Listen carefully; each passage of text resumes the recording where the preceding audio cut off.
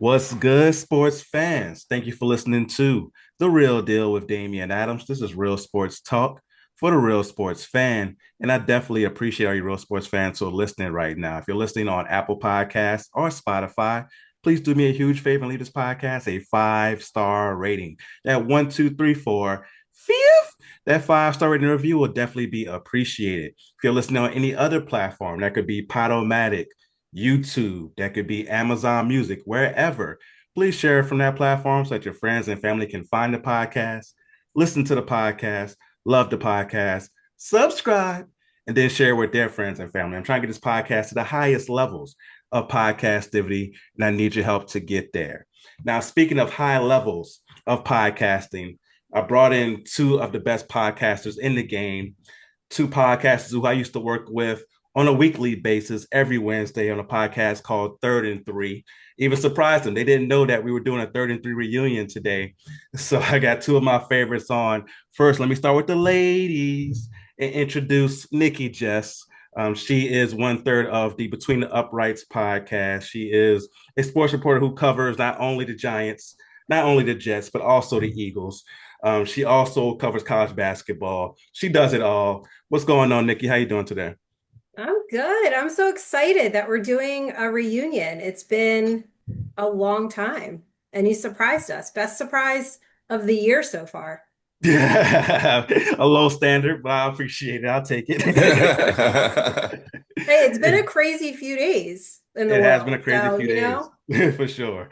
Already 2026 getting off to a bang. And my other guest, my guy is one of the most knowledgeable football minds out there, big time 49ers fan, but represents New York and is in Florida now, though. So he's all over the country when it comes to his representation. He True. is the host of the Power 32 podcast. My guy, the sports prophet. When I say prophet, I mean somebody who knows the future. Jason Feirman. What's going on, Jason? Yeah, because I ain't got that money, man. That's for sure. I mean, my bets ain't been hitting lately. I don't know what's going on with that. But yeah, like Nikki said, what a freaking surprise, man. You sneaky devil that you are. I love it. Pulling this off. The Third and Three reunion, man. This could not have made me happier. This is definitely the easiest, best surprise I know of the short year so far. But going back for a while, man, I love it. And I've been thinking about this for a long time, like how great everything was and how our shows just flowed and me and Nikki bashing heads once in a while, how great that was. And it's so, it was yeah, just, so it was good. so much fun. It was so much fun. So I'm so glad that you put this together, man. This is great. Yes, man. I'm glad to have you guys on the show. Definitely love this. And I want to bring you guys on because this is a big time NFL episode. We're doing the Real Deal NFL Awards along with um, predicting and previewing Wildcard Weekend. But of course, we also have a classic debate that we're having there because we'll talk about the 2026 potential Pro Football Hall of Fame class, which could include Eli Manning. So we'll get into that conversation. And of course, at the end of the show, we will do our Super Bowl predictions as well. So we're going to start with the Real Deal NFL Awards. We're going to do our Real Deal Awards, which are the crazy ones that I came up with. And then, of course, we'll do the traditional awards as well. So we're going to start off with the first Real Deal Award. I call this one the YOLO Award. The YOLO Award is for the QB who is most likely to make a horrible decision, like throw into triple coverage, try to run over a linebacker. The YOLO Award. Nikki, let's start with you. Who do you have for the winner of the YOLO Award? Jameis Winston. No,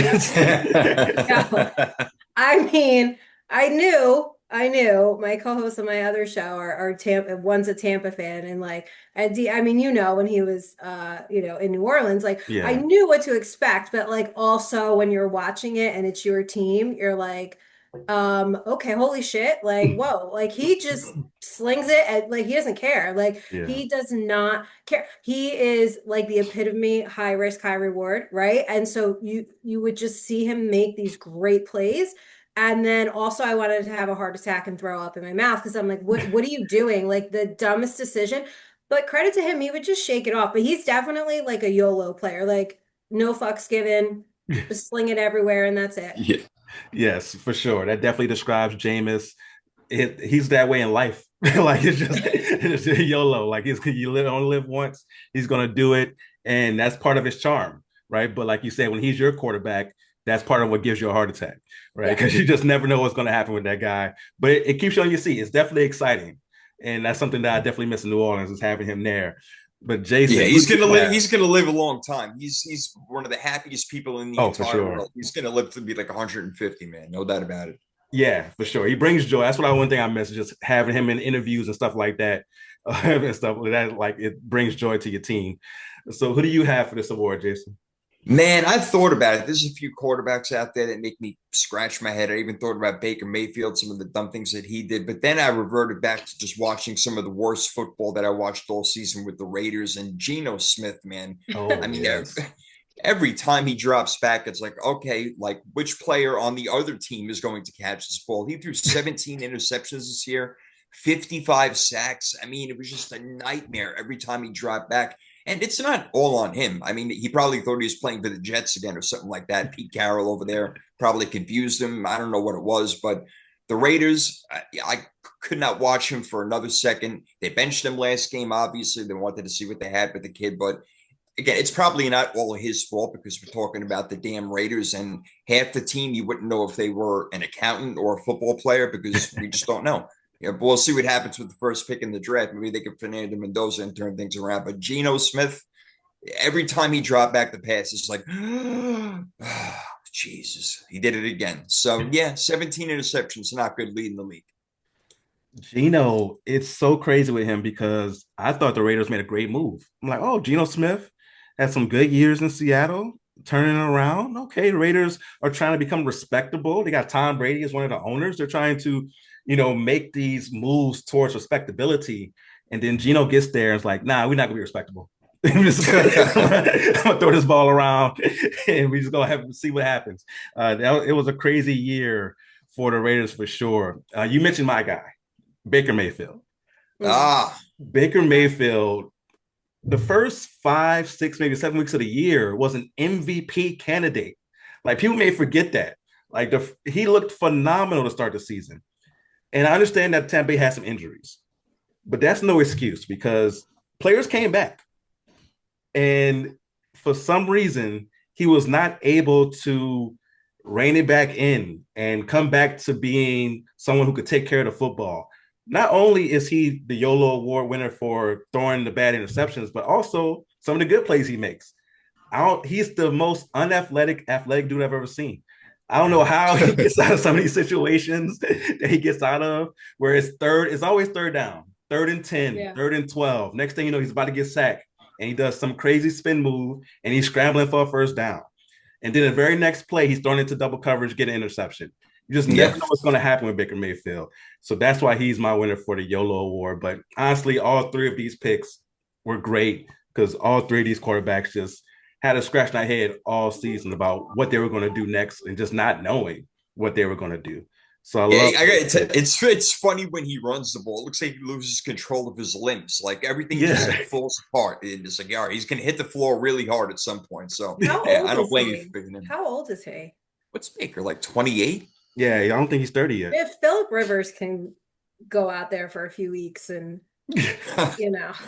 I'm pretty sure Philip Rivers will come up in the conversation here pretty soon. So that was the YOLO Award winner. So now let's move on to the next one. Let's go to the Village Idiot Award. So the Village Idiot Award goes to the player, coach, executive, or team that you deem to be the dumbest in the NFL. We're going to start with Jason on this one. Who do you have for the Village Idiot Award?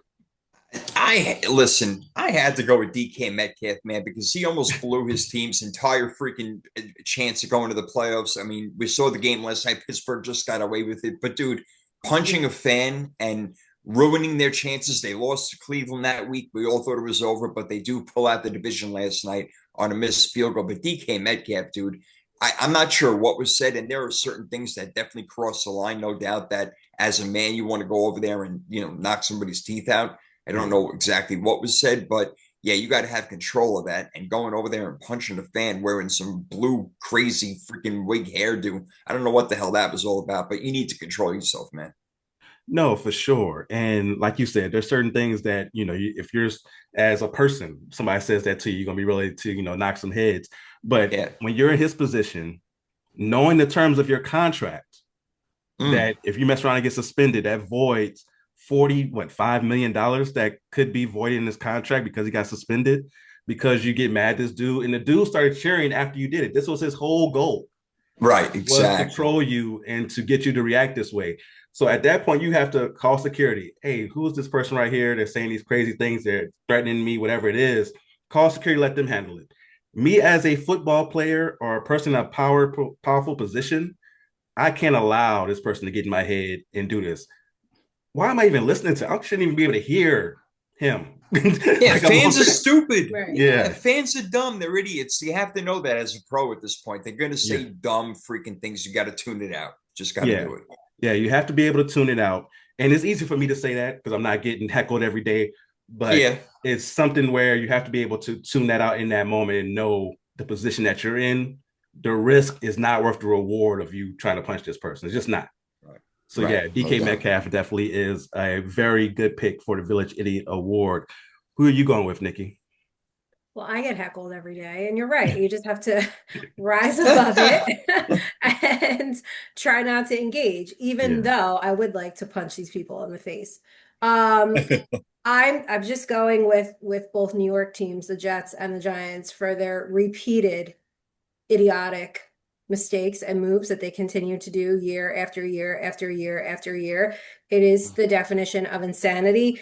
And I will tell you, taking on both of those teams this year, you need a whole separate show for everything that went down here in New York and where things are at the moment. But they are like two mirrors, and they just keep doing the same thing over and over and over again. The Jets are abysmal. I mean, you would think like, oh, you get to cover an NFL team. I literally to have to do both of those teams.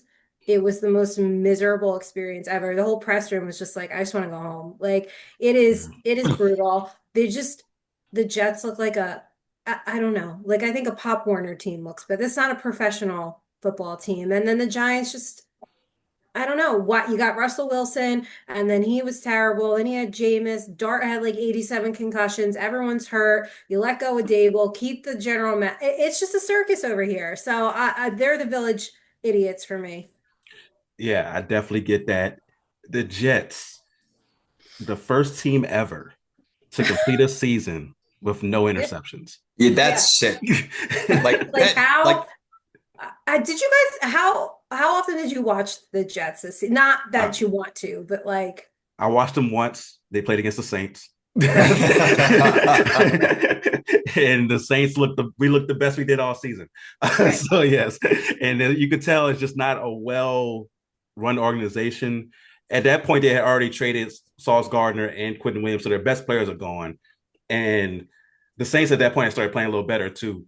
And it was just like it was so bad to watch. It was just like who decided to just give up on the year? Like they decided to give up on the year in November. Like it was over.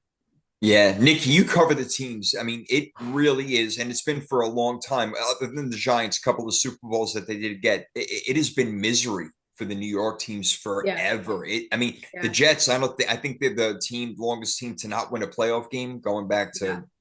to 2009 or something like that. Yeah, Mark Yeah, it's Sanchez horrible years. now.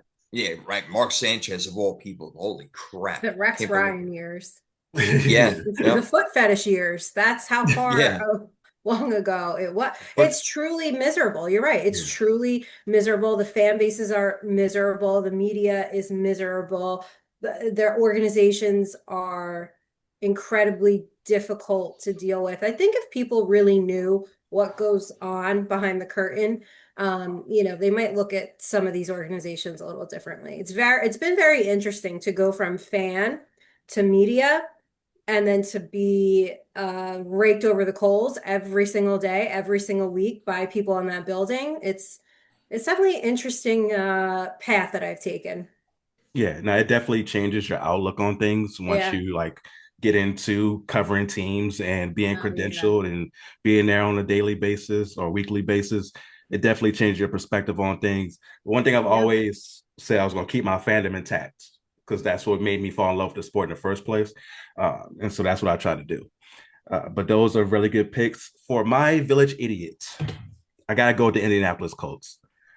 So the Colts, to begin the year, we thought we were all wrong about the Colts, right? Like they came on. I remember I think I was on maybe Jason's podcast or he was on mine where we talked about Daniel Jones.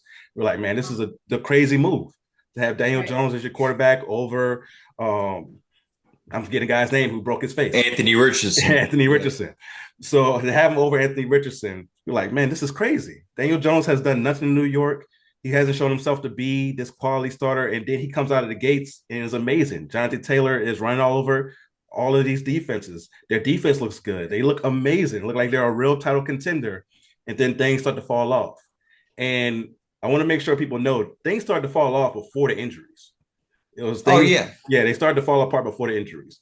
Yeah, somebody reminded Daniel Jones who he was. He was like, oh, yeah, shit, that's right. Let me go back out there and do this again. Oh, yeah, Exactly. Somebody reminded him who he was, and next thing you know, they just weren't the same team. But then Daniel Jones gets hurt, right? Tears his Achilles. You're like, man, we still got a chance to make the playoffs. What are we going to do? Do we go to our quarterback, Leonard? Can't go to Anthony Richardson because he broke his face while stretching, which is which is crazy. But hopefully he's having a speedy recovery. We can't go to him. Who do we go to? Oh man, this guy used to play for us 5 years ago. Yeah, right. Coaching high school football. What? Phillip Rivers? Unreal. I still can't believe it. Let's go get Phillip Rivers, 44-year-old Phillip Rivers, who's been retired for 5 years. And the fact that people could legitimately say, without joking, that he extended his insurance benefits by coming back in these games by 5 more years just adds to the joke. Really? You bring this guy back, and part of me that really hates it is that I feel like big media tried to make it a feel-good story, and it wasn't a feel-good story. It was a story of their homeboys. The coach and Phillip Rivers are cool. I understand Phillip Rivers knows the offense. Cool. He knows the offense, but he can't throw further than me right now. So what is it going to help if he can't put any mustard on the ball? You can't use him for anything deep. For the last Hail Mary to try to save their season, you have to bring in the backup quarterback to throw the Hail Mary because Phillip Rivers can't do it because he can't throw any more. Legitimately couldn't throw more than 30 yards down the field. And anything over 20 yards had to be a lollipop. He wasn't putting any zip on anything 20 yards down the field. And he had some moments, I'll give you that, with his brain because he's a good quarterback. He was somebody who was, before he came back, he was a semifinalist for the Hall of Fame and then came back. Like how bizarre this is. And ESPN did a story. They did like a piece on him for NFL Sunday Countdown. And the theme of it was success is not measured in wins and losses. Let me say that one more time. The theme of the piece was success is not measured by wins and losses. As if this is not the NFL where people get fired for losing every day. Success is definitely measured by wins and losses. We're literally on Black Monday where people are getting fired for losing too much. But you're going to try to tell me because Phillip Rivers is old, we're going to change the narrative and say, oh, it's a success story because he came back and did it, because he was out there on the football field. No, it's not a success story. This is just one homeboy helping out another saying, oh, you want to come back for a few games? You missed the game? Come back to us. Yeah, man. I still think that's crazy. Yeah, I still think it's crazy. I can't believe that happened. I mean, I'm not saying Riley Leonard is the next big thing, but you got the guy, and look what he did yesterday. He played a pretty damn good game against Houston. Why not go with the kid? A guy who's been sitting on the couch for 5 years, and he gained at least 50 pounds. I mean, he's a grandfather, for God's sake. What's happening here? He's got like 20 kids. He needed that insurance. Yeah, right. I know his wife's happy about that. I mean, that's the crazy part because now we'll get into the Hall of Fame conversation later, but now he has to wait another 5 years to try to get into the Hall of Fame. Reset all that for a couple weeks, and you got to reset the time. Yep. Yeah, and he woke up feeling like shit. Oh, right? Had to be hella sore. He's 44, right? Yeah. Like, how do you? I mean, your body just must be like, no. Yeah, no, it's absolutely crazy. And like I said, I hate the fact that people try to spin it into some type of feel good success story when he lost all three games. And Right, in right.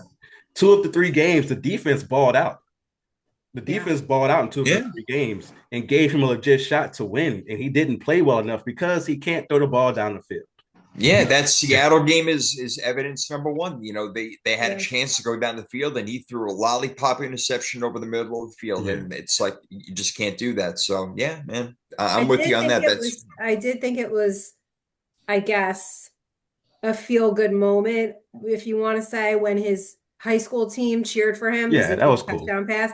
But that was it. That's the only Yeah. feel good moment out of this whole thing. Like, yeah, nobody's gonna remember this. Like nobody cares. In we'll a year remember from it for now, the nobody's wrong gonna remember. reasons, that it was Yeah. crazy and he Probably. got 5 more years of It'll insurance be or like a trivia question of who was the 44-year-old quarterback who came back for 3 weeks Yeah. in 2025. because Like he that's what knew it's the going to be. offense and he coaches the same offense in high school. Like, what? That's a Yeah. weird excuse. Yeah. And Yeah. again, if I'm Riley Leonard, I'm pissed.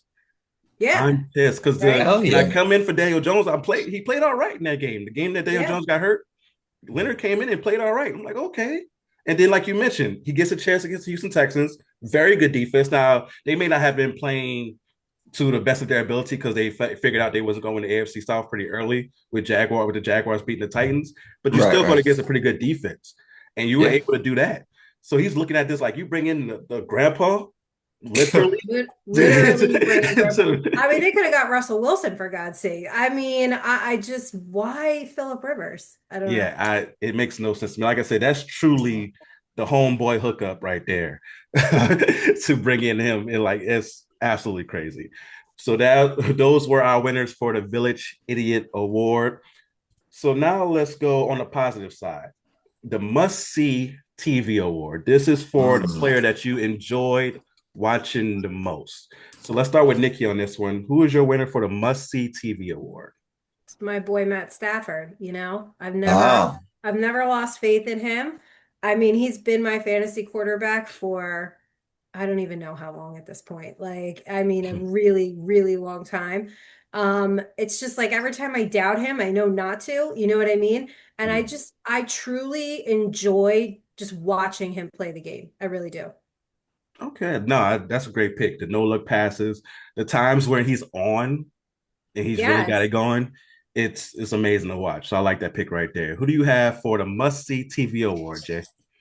yeah, this one I went back and forth with a little bit, but for must see, like Josh Allen was the guy who came to mind right away because he really is Superman. But I love freaking watching Bijan Robinson play. Mm-hmm. He is so freaking good. He had almost 1,500 yards this year, over 800 yards receiving, 11 touchdowns. And, you know, he's a guy that you root for also because he is a good dude. Every time you hear him talk, he speaks with nothing but respect. You know, he's a well spoken gentleman type of dude, you know, just a good kid, you know, somebody you really want to root for. But what he does on the field, like the other night, he busted that 93-yard touchdown run. Like Yeah. nobody can grab him. I mean, he is just phenomenal. And again, out of the backfield in the passing game, what he does there, he's one of those rare dual threats who can really take over a game all by himself. Now, Atlanta went 8-9 this year. We know that they didn't have a good year, but they can't give Bijan Robinson the ball 58 times. He can only do so much. And Yeah. when he got his chances, he made it happen. So I love watching him play.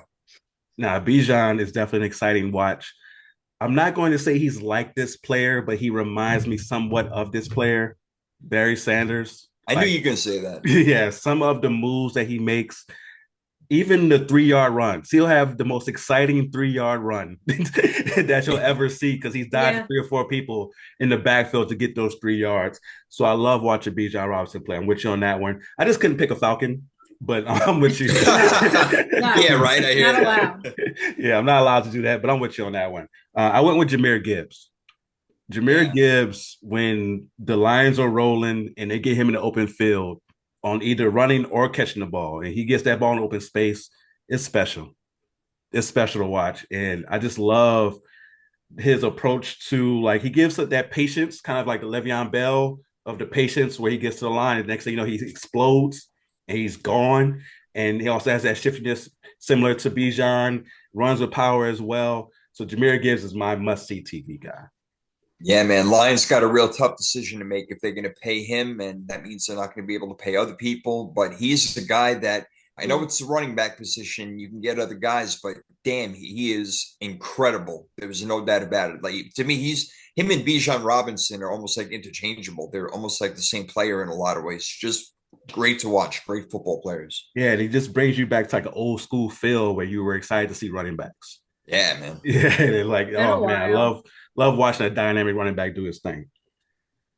So now let's talk about coaches who we deem are not good. This is the if this guy is a head coach, maybe I could be a head coach too award. So we know being an NFL head coach is extremely hard. We couldn't do it, but these guys that we're going to mention make it seem like maybe we could. So we're going to start with Jay on this one. Who is your winner for the if this guy's a head coach, maybe I could do it too award? So the popular thing is, you win a Super Bowl or you do really well in a season, your offensive and defensive coordinator get head coaching jobs. Well, that happened to Jonathan Gannon, and that was a big freaking mistake. This guy is not a good head coach at all. He did get fired today. He went 15-36 as a head coach. He must have known like dirt on the owners or something like that to be able to stay there that long. Like that is just not normal. But the Cardinals are just a really terrible organization altogether. I don't know who the hell wants to coach over there. I don't know who their next head coach is. It is ripping awful. on the shreds. I am. They're in my division. I can rip them up and damn Jonathan Gannon. I just wasn't expecting all that. They're horrible. They're the worst thing. Nobody's going over there. It's horrible. I mean, That's it's a nightmare. Shit right there. They call it the Red Sea. It should be the Dead Sea. It's awful. Man, I got to tell a quick story about the Cardinals. So you guys know I live in Arizona. And for one of my friends' birthday, he was a big Cardinals fan. We went to the Cardinals-Titans game. Oh, we're that's like, not a birthday present. We thought it was because we're like, there's no way the Cardinals will lose to the Titans. The Titans are the worst team in the league. I remember that game. So we're like, we're going to go to this game. He'll get to see the Cardinals win, and we'll get drunk, have a good time. Cardinals are winning this entire game.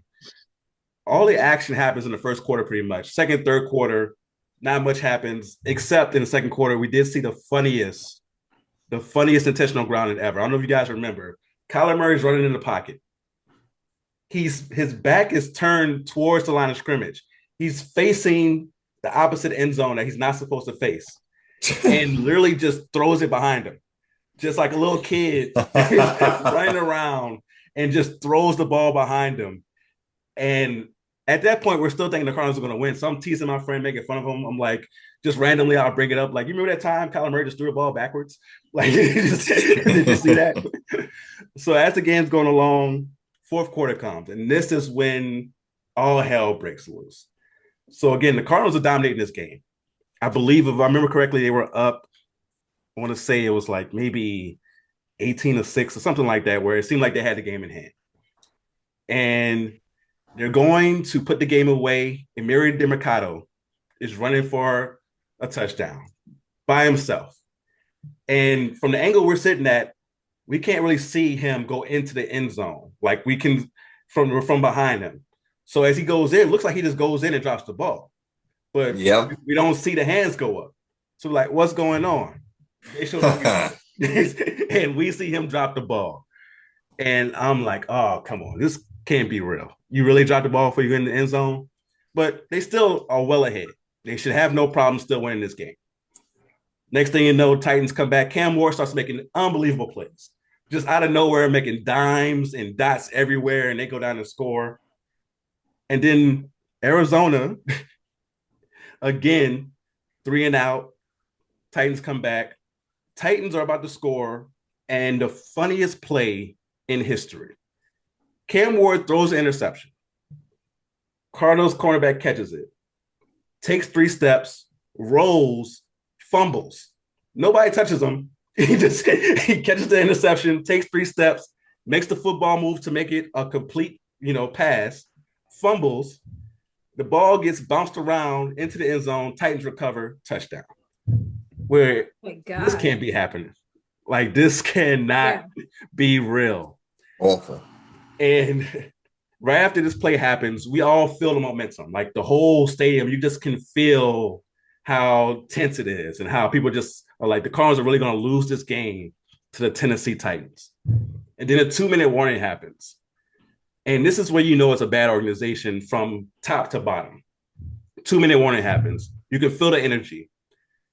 But I guess that a 2-minute warning is automatic that they do a hype video. Oh. So everybody's mad, everybody's upset, there's collapse happening. And at a 2-minute warning, you just see Kyler Murray come on the screen and start trying to hype the crowd up. And everybody in the crowd's like, fuck you. Fuck you. Oh my God. It was the funniest thing ever. And then, of course, right after that, the Cardinals go 3-and-out. The Titans come down, kick the field goal, and win. It was 22-20. They won 22-20. And the most epic collapse I've ever seen in person. And I felt like it was my birthday because I got to laugh so hard at my friend. I'm so happy. Oh my God, it was amazing to see a collapse like that. And that goes to your thing. Like, if you're watching this team and you're watching this happy, like, if he could coach, maybe I could do it too. Right. To bring the story full circle. Oh man, I'll trade jobs to Jonathan Gannon any day. We'll see who does better at the end of the month. I think you both could do it. Yeah, maybe so. Maybe so. I could be an assistant. Team up, man. So, Nikki, who do you have for if this guy can coach? Maybe I can coach too award. Mike McDaniel. I mean, I could go to Miami with those guys in shape, and I can certainly deliver a more coherent press conference because I don't understand what this guy. I'm so glad I'm not media for that team. I don't know what I would write. Like, it's incoherent nonsense. Like, I just he's like that kid in the group project where you've all done the work the entire time, and he wants to come in at like, that 23rd hour and make it seem like, hey, I did something. That's like what he's done. You suck all season, go on a little bit of a run, and then like all of a sudden you're like the great. No. I'm just tired of this guy. I definitely send me to Miami. I could figure it out. I can definitely see Nikki out there with her sweatpants pulled up to her knees, doing her best Mike McDaniel, pressure running up and down, the sideline, arguing with the refs. Nikki I could do that. Without a doubt. Without a doubt. For sure. I definitely can see it. He's like not a great coach, though. I don't think. I feel like he was a one-trick pony. Like when he first took them over, their offense looked amazing. They were doing all the quick stuff, and they were super on time with everything they did. And then once the timing was thrown off, once people got film on them, it was like, oh, let's take away his first read. Yeah. Once that happened, it was pretty much done with. And it was like, okay, this great offensive mind, let's make some adjustments. You knew these other guys on defense get paid too. They were going to adjust to you. Let's make it happen. It never happened. Like the rest of it never came together for him or for Tua. And the GM got fired, but the coach somehow kept his job. Yeah. So I don't know, exactly what's going on there, but I like that pick as well. For my pick for this one, I'm going Kevin Stefanski. He lost his job as well today for the Cleveland Browns. The Cleveland Browns, we'll get into it, but they may have the defensive rookie and defensive player of the year and still ended up with the record they ended up with. How is that possible? It's Cleveland. It's just Cleveland. It's the curse of Cleveland. Don't worry. He's the top candidate for the Giants head coaching job. Right. That's the thing. He's going to find another job because he's had success somewhat. Like his offense. Yeah, I mean, he's a 2-time coach of the year. He actually has done that, which not many people know. It's kind of weird. It's like a fabrication, just that year with Baker when he came along and they went to the playoffs. Right. But forgot about that. Yeah, weird. Yeah, so that's the thing. So he got a resume, and I wouldn't be shocked if he's hired soon. I wouldn't be shocked at all. Probably. And the thing is, when you watch the way he handled the whole Shador situation, you're like, how? Can you mess it up this badly? Right? Understand that maybe it wasn't your choice to select Shador, right? And Shador is not great. I'm not saying he's the greatest quarterback of all time, but it was clear watching him that he was better than Dylan Gabriel. Oh God, yeah. That was clear. And it's like there's no way in that building, watching practice, watching whatever you're watching, you didn't see that he was better than Dylan Gabriel. and just you just didn't want to because that's not the guy you picked. And that's where the idiot part comes in for me. That's where, oh, if you can do this, I can do this comes in because I can be stubborn. I can go out there and be like, oh, I don't like this guy. So I'm going to go ahead and go with the guy who I know is worse for a larger portion of the season just because that's who I want to go with. It's like, come on, man. You have to be adaptable to what you have. And once you see Shador is better, let's go with Shador. Not because the team also thought that. You could tell by the way they played once Shador became the starter. It was like, oh, okay. There was a whole change of the environment once Shador became the starter. And to start the year off with Joe Flacco, I don't know if he was part of the decision to trade Joe Flacco to Cincinnati, but that's another part of it. Like, why would you trade him in division to Cincinnati and then he had success there? And it's like Joe Flacco, who's damn near as old as Phillip Rivers, Yeah. he has success in Cincinnati, and next thing you know, people who picked Jamar Chase on their fantasy team are like, "Yay for Joe Flacco!" And then, but he couldn't do that with your team when you have talent. You have some talent there. We just mentioned they may have a defensive rookie and defensive player of the year, and somehow they just can't put it together. And like you said, he has some success as a coach. So he's going to find another job as a head coach, and it may be with Nikki's Giants. No, well, they can't. No. Yeah, God. I was just saying they can't keep going through all these quarterbacks. Eventually, you got to stick with one, and you're going to have to find an offensive guy. I mean, Tommy Reese is the OC. You probably want to get rid of him along with Stefanski and bring in new blood. And if it's going to be Shador Sanders, he's got a lot of growing to do, but you could see that there's definitely potential there. Yeah. So he needs really good coaching. He really does. He does. I had the unfortunate, I guess, displeasure of having to cover Jets and Browns the 1 week, and I got to see Dylan Gabriel like up, close, and it's bad. It's bad. It was not good. It was bad all around. I mean, I really had a moment of like, what am I doing here? Like, what and why? Like, how it was like record scratch. Let me tell you how I ended up here. You know what I mean? Like, I'm just like, what am I doing? And Dylan Gabriel's horrible. And it was probably one of the worst Sundays I ever had. But yeah, to your point, it's like, I feel like, we kind of went through that here with the Giants. It was like Brian Daboll got that job because he made Josh Allen. Well, you got here and, you did nothing with Daniel Jones. You almost had Dart, like, I don't know, like a 2.0. So it's like, it's so important to get the coaching part right when you've got this young talent or talent that needs to be developed. And the Browns just have a talent development problem. Yeah. No, Very that's true. Definitely true. Definitely true. So now let's go to speaking of talent development. What player did not develop well for your fantasy team? I call it the Fantasy Football Demon Award for the player who was the most disappointing that you drafted in any of your leagues, right? It doesn't have to be the league that we're all in together, but any of your leagues, who was the fantasy football player who drained your team this year? Let's start with Nikki on this one. My God. Well, let me see. Malik Neighbors got injured. Joe Burrow got injured, but ended up picking up my boy Stafford anyway. But a big fuck you to Devonta Smith and Mark Andrews, who just done jack shit all season. I mean, but Philly's got other problems. I just, I needed a new season. I'll put it that way.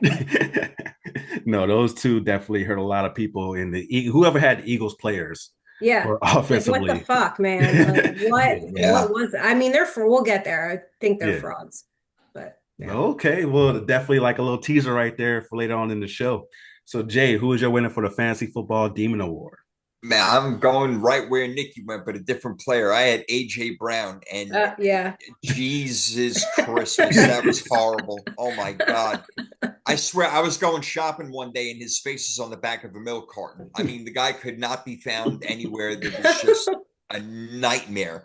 I think I used my second overall pick on him, and just terrible. I could have said Alvin Kamara, but he was hurt all year long. But AJ Brown, yeah, he did a lot more pouting and screaming and reading books than he did catching footballs. Oh yeah, he did a lot of pouting. He did do a good was it a Geico commercial? That was a good commercial that he did. That's not going to win That Jay one where the he's on the league, all right? that one where he's on the treadmill, that's all about him. I'm always open. I'm always open 24/7. It's like, yeah, we know you're open, dude. We understand. I know. We all know you're That open. is true. Just can't Like throw the ball to every play. Jalen Hurts probably killed a lot of people fantasy teams this year with just the way he played. But speaking of quarterbacks who did not live up to expectations, my guy is Lamar Jackson. Lamar, in one of my leagues, I drafted Lamar in the third. I had the first overall pick, which I hate.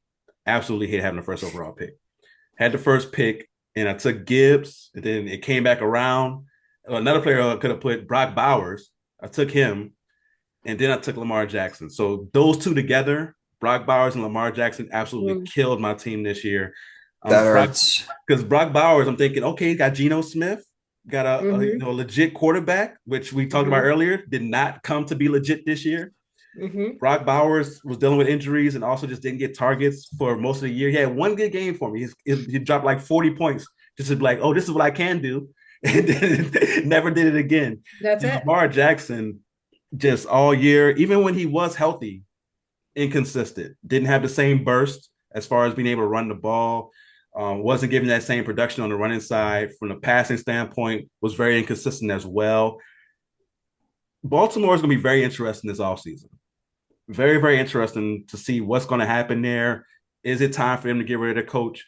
We know Lamar Jackson is the franchise. You don't get rid of a two-time MVP off of just an off season. But man, I wish he didn't have the off season for my fantasy team because it's just absolutely nothing will make you feel like you don't know football more than a bad fantasy season. Like you just look at your team like, I don't know anything. Like I'm just gonna I want to go back to like how ignorant I was the first year I played and just draft like that. Like I just didn't know any better, you know? That's it sometimes. Yeah, because sometimes even in betting, lucky. Yeah, right. Even in betting, Damian. I mean, shoot, I sometimes I got this one on lock. I know this game, they're going to cover the 3.5 points and it's going to go over 45, and the complete opposite thing happens. So I'm like, all right, maybe I don't know shit. Maybe you're not the prophet. Yeah, right. Maybe exactly. I'm going to have to change my damn name. That's why I didn't put it up there. Gonna have to. No, nothing humbles you more than sports. That's for sure. That is for sure. Especially when you're consumed by it and it's your side gigs and it's your, you know what I mean? Yeah. And you're like actively in it and you make money off of it. And then, your bets go awry and fantasy advice goes awry. And you're just like, oh my God, it's like, great. It's a hard job. I really need to fuel people to say more shit, cool. Yeah, for sure. I've been on the bad side of some bets. People have gotten mad at me. Oh, I thought you knew this and you picked this bet. I'm like, hey man, I told you bet responsibly. Like in my article, in my betting articles, I have a line where I put bet responsibly, don't bet your rent because you can't stay with me. Like I put that in every article that I do. So bet responsibly out there. Did you trademark that? You should trademark that. I should. Love it. Yeah, I should trademark that. You should trademark that. So speaking of being humbled, this next award is for the team that got humbled after last year by this year. This one is called Damn Homie. Last year you was the man, homie, for the most disappointing team to miss the playoffs. Let's start with Jay on this one. We may all have the same answer on this one, but most disappointing team to start to miss the playoffs, that's what we're going with? Yeah. Mm-hmm. Yeah, it's the Kansas City freaking Chiefs, man. I don't know what the hell happened this year. I mean, they were working on the dynasty. Now it's over. They got to hit the restart button all over again. They got to bring new players in. But to be embarrassed like that and go 6-11 or whatever their record was, and to go out losing to the Raiders on the way that, I mean, dude, bad luck all around. And we all thought the Chiefs, if not the Super Bowl, if not even winning their division, they'll be a playoff team. But to be out of the playoffs 3 or 4 weeks before the season's even over, yeah, that's the biggest disappointment out there. You go from Super Bowl to out of the playoffs, man. That's the problem. Yeah, no, it definitely was shocking to see how it turned out for them this year. And even with before Patrick Mahomes had the devastating injury, you just didn't have the oomph there with this team. Defensively wasn't the same. Chris Jones seems like he's getting, he's lost a step or two. Travis Kelce obviously has lost a step or two. You don't have those wide receivers who could step up. Rashee Rice just kept getting murdered Every time he would go across the middle, he would just get Yeah. mollywopped by somebody. Yeah. So the offense couldn't create separation. Patrick Mahomes had to scramble a lot more, which showed you how that offense just wasn't generating open receivers or open targets for him. It just didn't work out this year. Maybe this is how dynasties end. Maybe this all comes down crashing at one point. But you're definitely right. That was very disappointing for Kansas City. What about you, Nikki? I have Baltimore, especially given how last night went, which I Yeah. think people are crazy. You don't need to like threaten this kid and his fiance Yeah. and all of that. It's But I think watching yeah. that game last night, which by the way, the NFL got right. I know everybody was like, why isn't it San Fran, Seattle? But no offense, Jay, but I feel like a play-in, an elimination game is better than like a seeding Yeah, game. You know more what I mean? compelling. No, Like, I'm cool with that because even Baltimore, Pittsburgh is more American than the 49ers in Seattle. So I yeah, they get have it. like a All right. bigger rival, like global brand. But I Yeah. just think last night really showed you like, okay, you're in field goal range. We know that Luke didn't make it, but it was like, why didn't you use Henry more? Just get those couple extra, like this kid had never made it from like that long distance. So it was like, why didn't you just like what was the play calling? And like, yeah, where was Mark Andrew? Like it just felt like a microcosm of their entire season and that Yeah. defense always giving it up in the last 40 seconds, 50 seconds. Like, I do think anyone that was coming out of the AFC North was going to be one and done, but like it just seemed like they were this close kind of, but they just could never get out of their own way. And for a team that's always there, I thought it was kind of disappointing for them. Yeah, no, that's a great pick. And just the way the heartbreak in which they lost that game is, Oh, yeah, that's because you at first I'm like, who's got to be the happiest person? The Pittsburgh kicker has to be the happiest person oh, in America Boswell. right Yeah. now because he was going to be the scapegoat. He Yeah. was going to be the scapegoat. If that kid makes that field goal, all those death threats and the stupid stuff you're talking about, all will go Yeah. towards him because he missed the extra point. But Yeah. because he missed the extra point, you see this veteran trusted kicker miss the extra point. You're going down. Isaiah Likely makes the great catch. You have 12 seconds left and a timeout. Why not try to get closer? Yeah, that's what I'm saying. Why didn't you try to get closer? Yeah, it's 44 Yep. yards. If you're in a dome, 44 yards should be a give me, right? But we would know in Pittsburgh Stadium, nothing's a give me when it comes to the kicking game. No, that's That's what I'm right. saying. You should have Yeah, got close. And the one guy slipped. And you know what I mean? It was just like those little things that had happened to the Ravens all season long added yeah, up to that moment. yeah. So I'm ready. Of course, I agree with you because I had Lamar Jackson as my fantasy football demon. So I'm right there with you on that one. My pick, I agree with Jay. Kansas City is the overall pick, right? That's the number one pick. But my pick, because I knew Kansas City was going to get picked, I went with the Detroit Lions. Mm. Yeah. Yo, Yep. I was Last year they were number one seed, man. Damn. Huh. yeah, number one seed, and to go into this year and not make the playoffs at all is just so disappointing for that franchise that we thought was going to be a franchise that was going to be around as a contender for a while. Now, maybe next year they get right back into it. NFL is crazy like that. They could mess around and win the whole thing next year. You never know. But for them to not contend this year is so disappointing when you look at the weapons they still have on offense, the defense players that did stay healthy, right? I know they had a lot of injuries, but the players that did stay healthy for them, they had enough talent to win. Hmm. And I know they lost the offensive coordinator who looks like an amazing head coach for Chicago now, but they still had all of the pieces to make it work. And for it to not work at all is just extremely disappointing, especially when you think about players like Gibbs, like Amon-Ra St. Brown, like Aiden Hutchinson. Jared Goff looked like a top 5 quarterback at one point last year. And to have this year is extremely disappointing. Yep, totally agree with that one, man. Absolutely. Yep, like you said, number one seed, all these players, and I know that you lost to coordinators, and that yes, you can't overlook that. It's a big deal, but still, all that talent that you guys had, and to have the record that you did, and really, I mean, they started out well for the most part, but then they just kept losing games and scoring 10 points against the Bears or whatever it was. It's Yeah. like, come on, what's the matter with you? What's the That was a matter? crazy. Okay. That was the crazy part that their offense will have these off games like that. Yeah. That was Bad really too. disappointing. Real Yeah. bad. So now You let's know what? talk I about think real quick, a big problem with that is honestly, yeah, I think that when Dan Campbell took over the play calling duties, it took Yeah. away from everything else that he has to do as a head coach, and yeah, I think that really hurt the team. But that, you yeah. know what though? But that's like tales old as time. Why do they keep doing it? Like, why do these coaches do it? I don't know. Maybe I'm not Try to save their understanding. job. Try to save their Yeah, job. but like I feel like they always make it worse for themselves. Like Brian Dable did that. He took back the play calling, completely just blew off head coaching duties. You got guys showing up late, sleeping in meetings. Then you let Kafka call the plays again. Then you try to take it back from. It's like just be the head coach. Just Right. be the head coach. I don't Yeah. know. I hear you. I hear you. No, I'm I right there do. with you on that. And the thing is, a lot of times it is like a last stave opportunity to try to save your job. But with Dan Yeah. Campbell, his job's not in danger.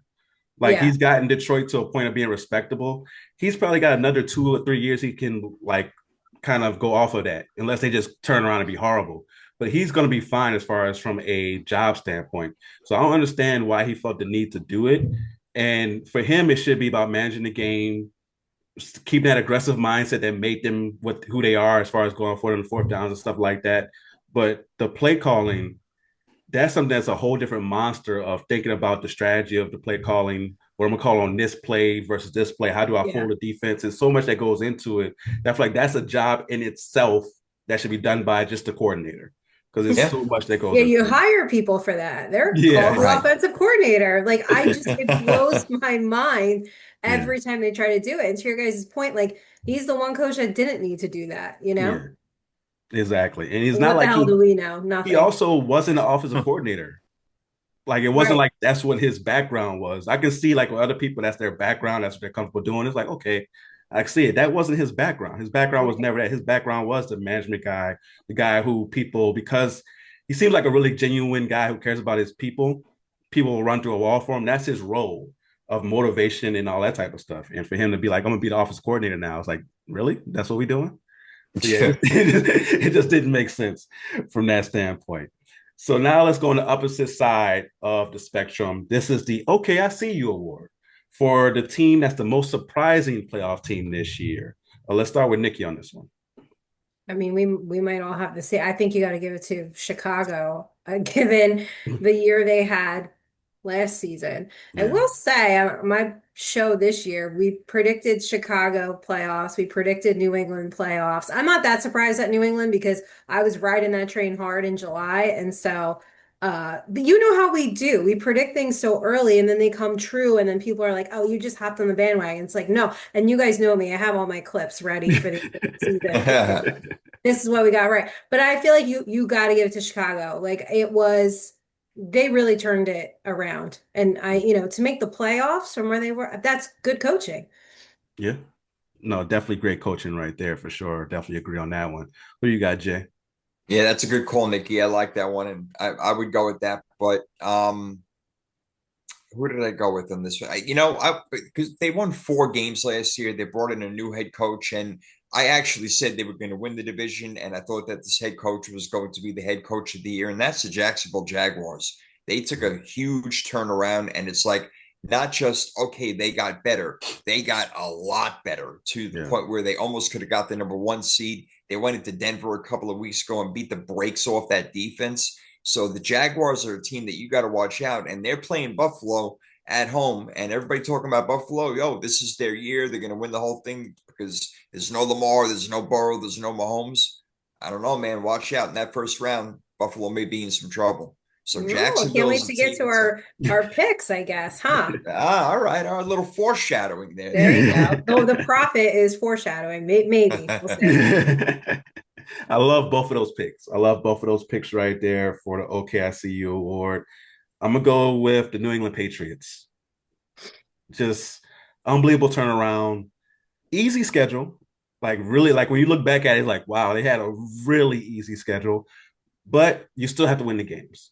And they were able to win these games and look phenomenal on both sides of the ball. Drake May is an MVP candidate. We'll get to that here in a little bit as well.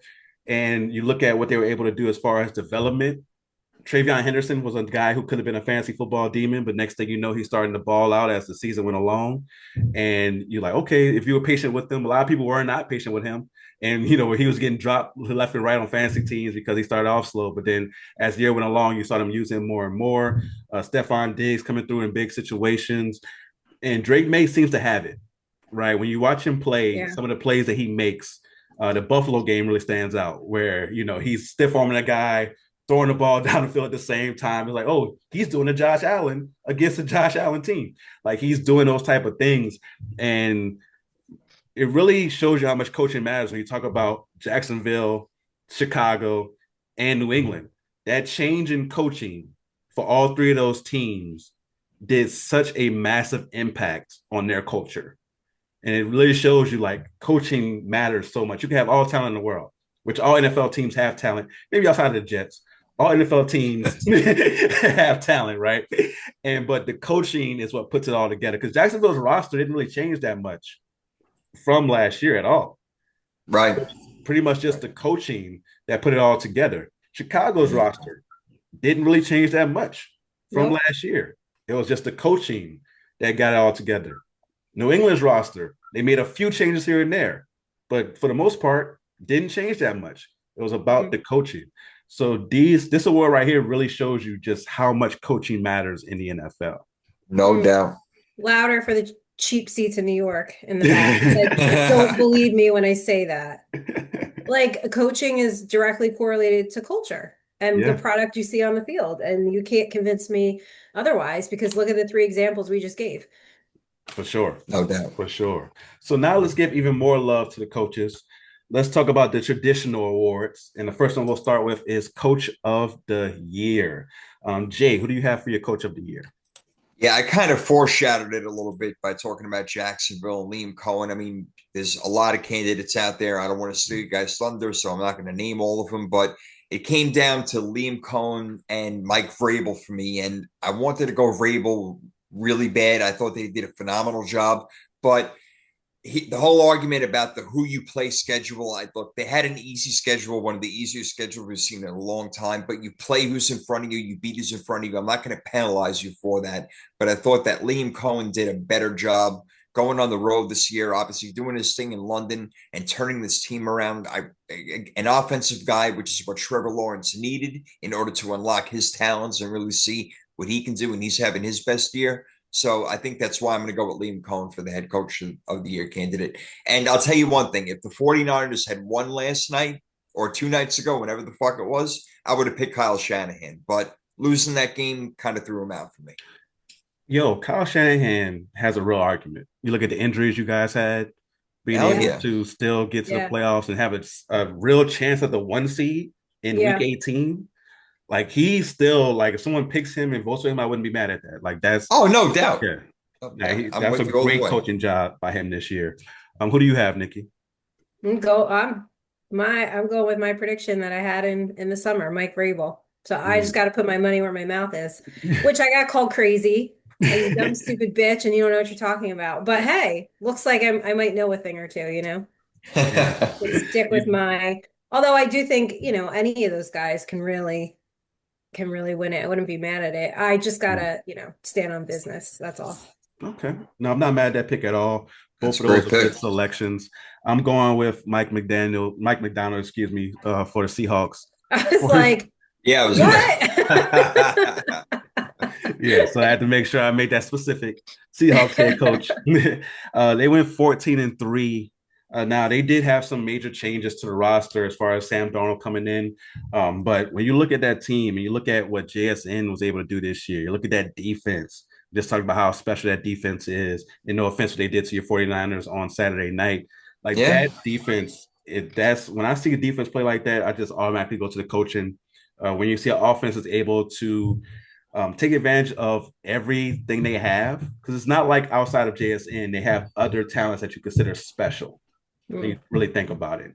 The running back's solid. Kenneth Walker's solid. Charbonnet's solid. You look outside of JSN, you have who they got from the Saints, Rashid Shaheed, speedster, but not a special receiver. They don't really have somebody at tight end that you consider special. but they were able to make that offense special even without having special talent. So I have to give him a lot of credit for that. Yeah, Mike McDonald did a hell of a job this year. No doubt. Defensive guy came in, made them one of the best defenses in the league. Yeah. Freaking, yeah, Seattle number one seed. No problem with that.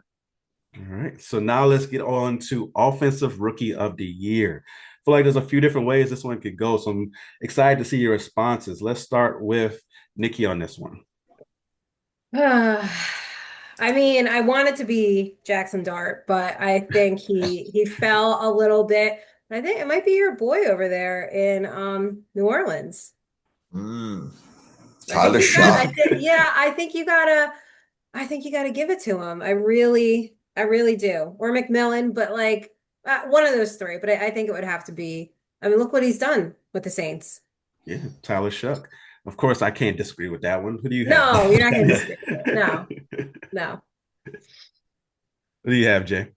Yeah, Shuck would be an answer I would accept, no doubt. 68% completion percentage for him. He pretty good TD to interception ratio for a rookie, but I'm going with McMillan. They came, this close, to make. They're making the playoffs. Excuse me, Ted McMillan. He was one of the reasons why 70 catches, over 1,000 yards, 7 touchdowns.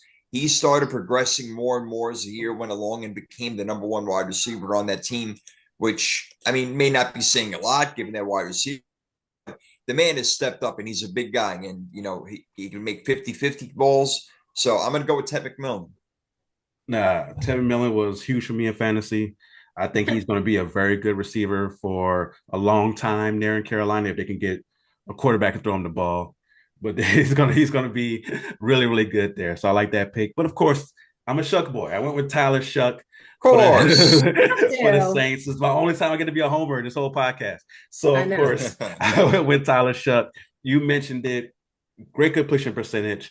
I was not sold on him as a pick because of his injury history in college and him coming in as an older rookie.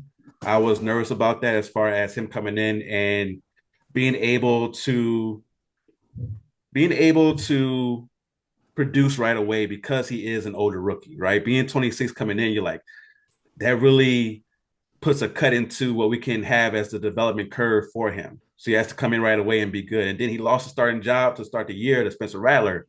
I was like, this is not a good sign. He's already 26 and he can't win a starting job against Spencer Rattler, but then he gets his opportunity and he took full advantage. Loved the running, the passing, the throwing on the run.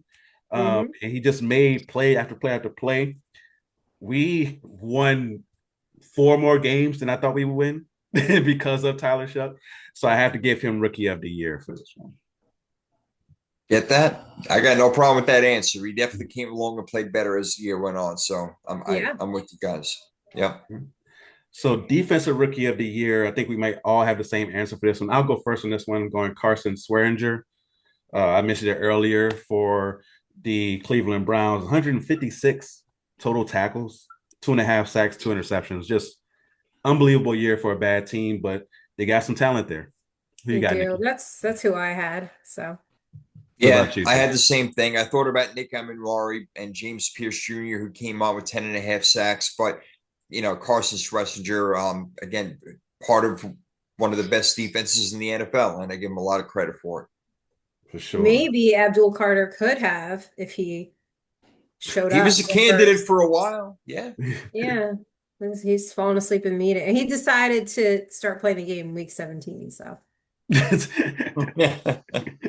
just a little bit late. Just a little bit late for the just a party. little late. That's what the Giants love to do. Show up at the last 2 weeks of the season because it's so beneficial. And that's the thing with the Saints too. Like I got excited because we have our quarterback of the future, but it Hmm. also sucked because like you're doing this now that we're out of the playoff chase.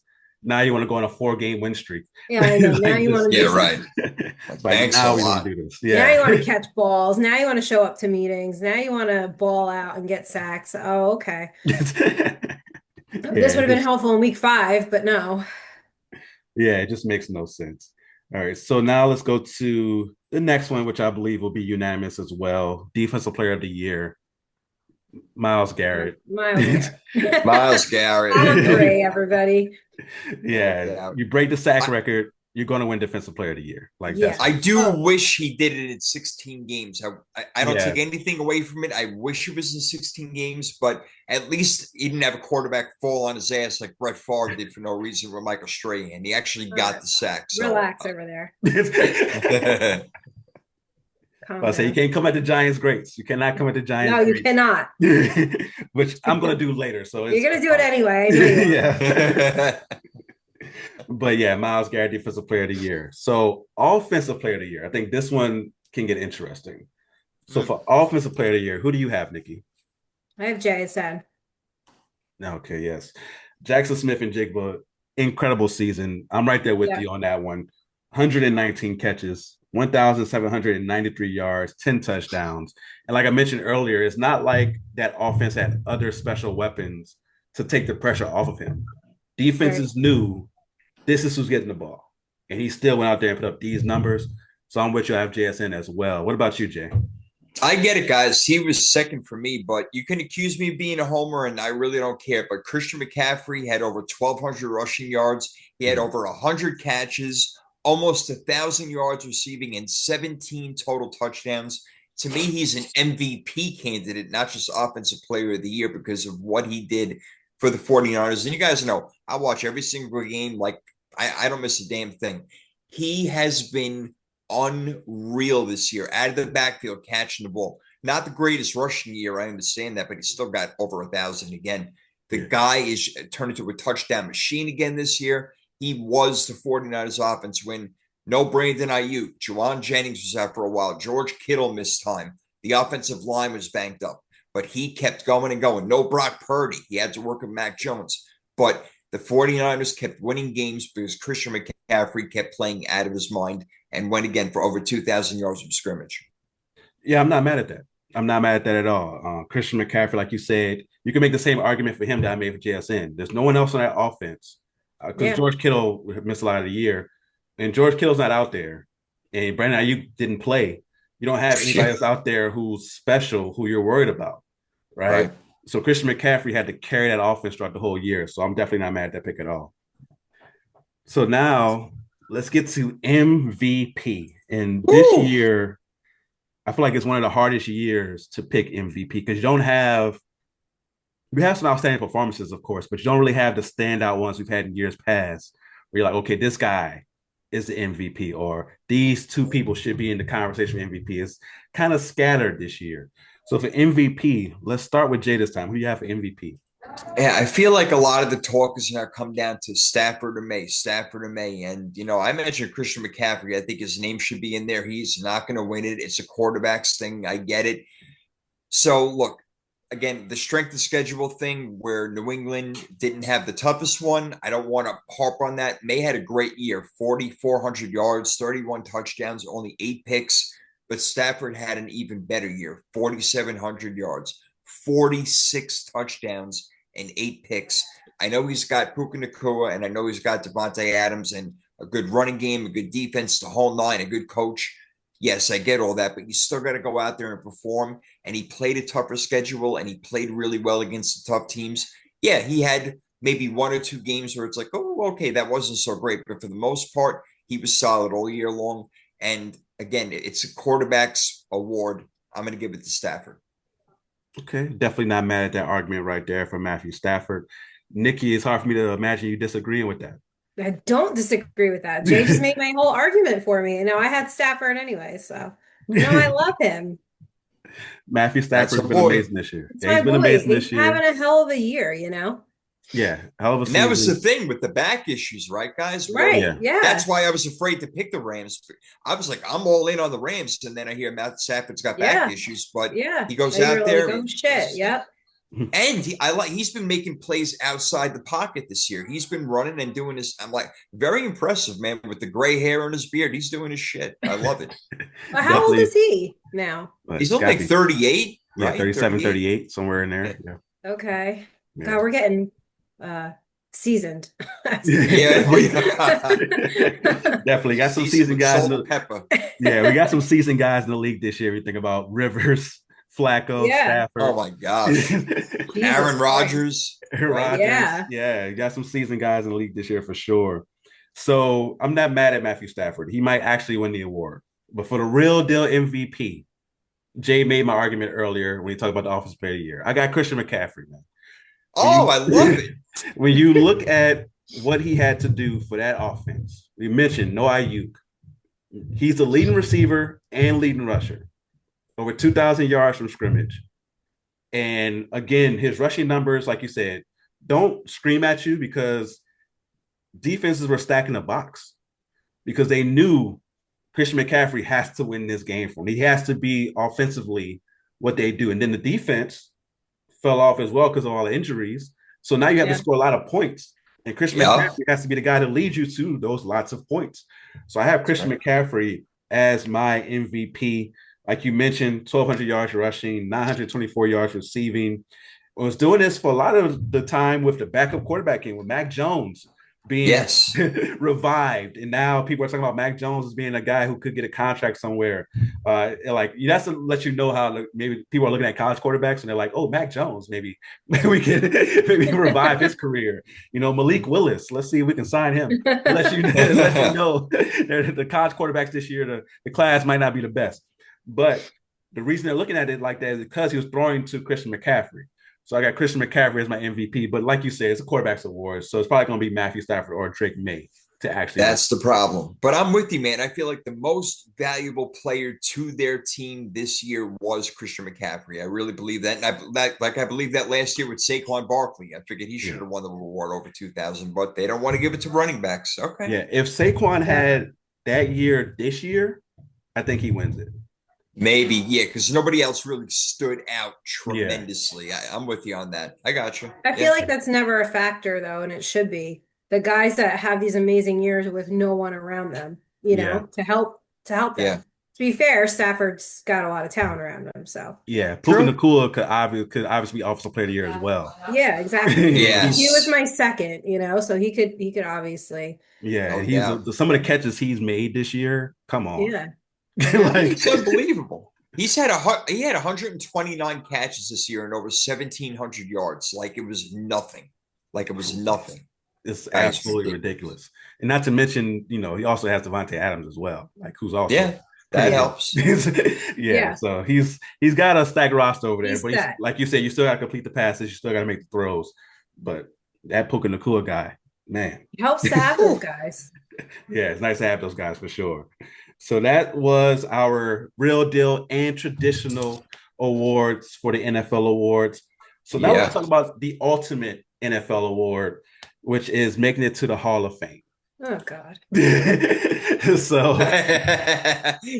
a while back, they announced the semifinalists for the 2026 Pro Football Hall of Fame. All right. So I'm going to name some of these guys. Before I name them, the committee can only pick 5 of these modern players to go up. It has up to 5. It doesn't have to be 5, but up to 5 players to be selected to go into this class of the Hall of Fame. So let's look at some of these names. Drew Brees, automatic first ballot, right? Yeah. Larry Fitzgerald, automatic first ballot. A guy that you're going to love when I mention his name, Frank Gore. Oh, yeah. Frank Gore, a lot of people may not see him as automatic first ballot, but the man had 16,000 rushing yards. Right? Come on now. Third on the all-time list, right? Yes, third on the all-time list. And when you look at the all-time rushing list, the top 17 rushers all time are all in the Hall of Fame or will be, right?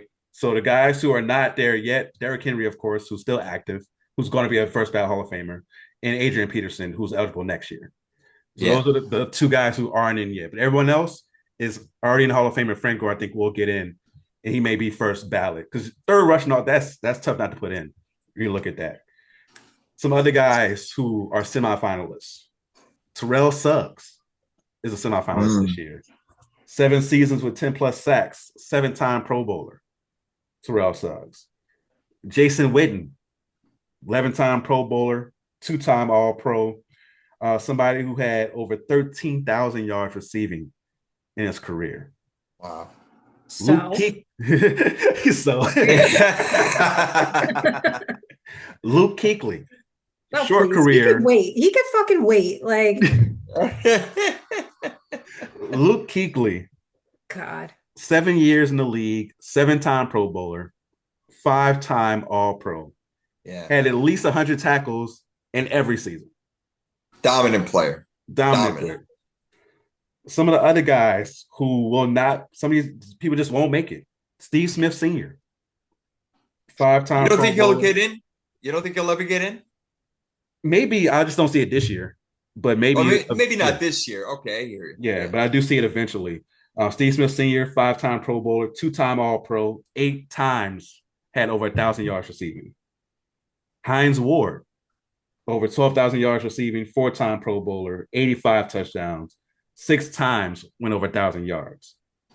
Reggie Wayne, 6-time Pro Bowler, 1-time All Pro, 8 times over 1,000 yards, had over 14,000 receiving yards in his career. Jari Evans, he's a guard. It's a boring position, but he was a guard for the Saints. So, of course, I'm familiar with him. He protected Drew Brees for all of those years, 6-time Pro Bowler, 4-time All Pro. And that's not everybody. No, That's because just, I've yet to hear 2-time Super Bowl MVP on anybody's fucking credentials right now. But go on.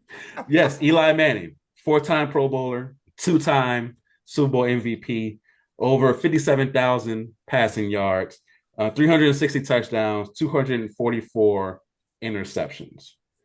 Now, you made a video where you said that you were sure this topic was going to come up on the podcast. And I was like, we can have the debate again. I'll have this debate with you until the end of time about Eli Manning. So when you hear those names, you said yourself that you might not see it this year, but you believe that Eli Manning should eventually get in. Eli Manning should be a Pro Football Hall of Famer. Why? Because he is a 2-time Super Bowl MVP. And it just, you know what? First of all, shameless plug. If you would like to read me state my case, you could go to On NJ Sports, scroll down a little bit. It's called One Giant Legend, Why Eli Manning Should Be in the Hall of Fame. Okay. Anyway, and it's doing numbers. So everybody just go and you can read it. You could read my Please go read state it. my case. Yeah. It is. Great writer. This is the thing. Like those 2 Super Bowls, it goes back to the same thing. You cannot say that Tom Brady is the GOAT and then you slay the GOAT twice and act like it doesn't matter. Like you can't just say, oh, he was lucky. Oh, we're going to take those 2 Super Bowls away. Oh, his regular season wins. Yeah. What about the postseason? What about being an absolute road warrior? What about that NFC Championship game against the fucking 49ers? Like, what about all of that? What about elevating the play of everybody around him? What about winning those 2 Super Bowls? So it's like everybody wants to cherry pick. And you have to look at the facts. And I never said like, oh, he's the greatest regular season quarterback of all time. No, he's not. But you can't discount what he did and the records that he did hold. Like you can't take those 2 Super Bowls away from him. And those 2 Super Bowls bother Brady so much. He has said, I would give up to get those 2. I'd give them all up to get those 2. Those 2 still haunt me to this day. Like what is the argument that like, he had a bad regular season, 500 and 500, but like if he did and he didn't win the Super Bowls, then I wouldn't ride this hard for him. But you can't take away the postseason performance and say he's not a Hall of Famer. You can't do that. All right. So what you say is definitely valid as far as his playoff performance in those 2 seasons, right? People act like he didn't make the playoffs in other years and then go one and done, which he did. Okay, but you made the postseason. Yeah, they made the postseason, I believe, I want to say 5 times in his 15 years. Okay. So when you think about a Hall of Famer, I believe a Hall of Famer should be among the elite at his position for the majority of his career. When I mention those other names, those guys were amongst the elite at their position for the majority of their career. So, for example, if you play 15 years, let's just put that number out there for no reason, 15 years, right? You should be among the elite at your position for at least 9 of those seasons to be considered a Hall of Famer. There's no way you can objectively look at Eli Manning's career and say he was among the elite at his position for 3 of his 15 seasons, let alone 9. But you're not including the Super Bowls. He's a New York How is legend. that not elite? Like how oh my God, like how is it not elite? If you won It was an elite run. Those were 2 elite runs. But as far as but that is the pinnacle of everybody's season. That is why they play the game. That is what they're all playing for. And the fact that you did it against Tom freaking Brady twice, like I mean, come on. Like that's Here's what what they're gets all lost. playing for. Here's what gets lost a little bit in these giant, big Super Bowl victories, which they had. And I'm not taking anything away from them. They went out there and they won. And Eli Manning, he played pretty good, not great. Let's not forget, it's not like they were scoring 35 points in these Super Bowls. They were scoring exactly. 17, 20. And it was their defense that was winning these championships Don't for stop. them. Yeah, because defense wins championships. I don't get this Yes. argument. Like you guys, like everybody says that. Oh, well, mind you, hold on. Let me get my article because in like 2011, I think it was the 11 team, the defense was like ranked 27th. And then in 07, it was ranked like number 18. Okay. So they weren't that But great. It wasn't they like a went on top runs in 10 the playoffs defense. though.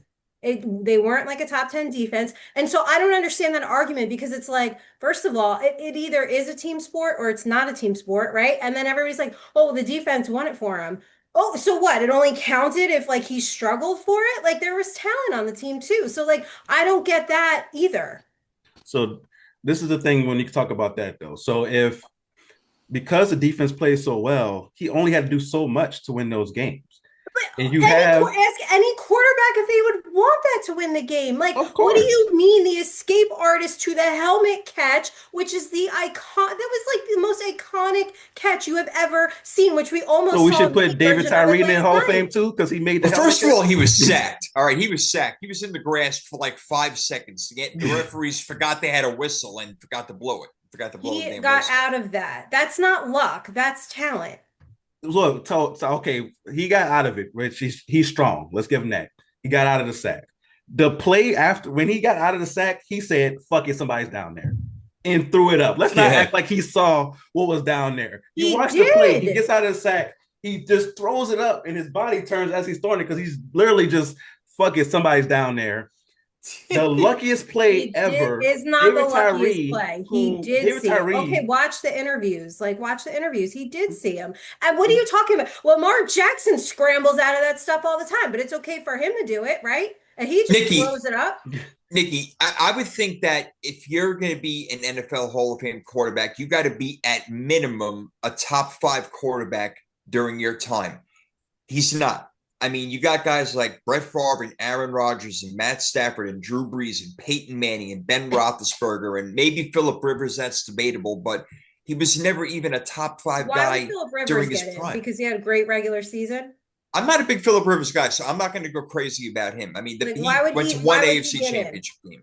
He went to one AFC championship game. Between him and Eli, I'm torn a little bit. Even though Philip Rivers put up better numbers for the most part, Eli did more winning. But again, it's a team sport, and I agree with you with that. And any other team in the NFL who does win the Super Bowl usually has a good defense and a good offense. What So about the I'm with you Malcolm there. Butler play? Like, you guys want to sit here and be like, That's oh, crazy. defense, defense, defense. What the fuck was that? But it's okay for them, not for the Giants. Like, this is what I mean. It's double-edged sword all the time. And everybody wants but to sit here Tom and Brady cherry pick, also and I'm not going to has do it. a No, I'm bunch of not going to do it. MVPs and a bunch of 5,000-yard seasons and everything else that makes him a Hall of No, but Famer. it's no. Right.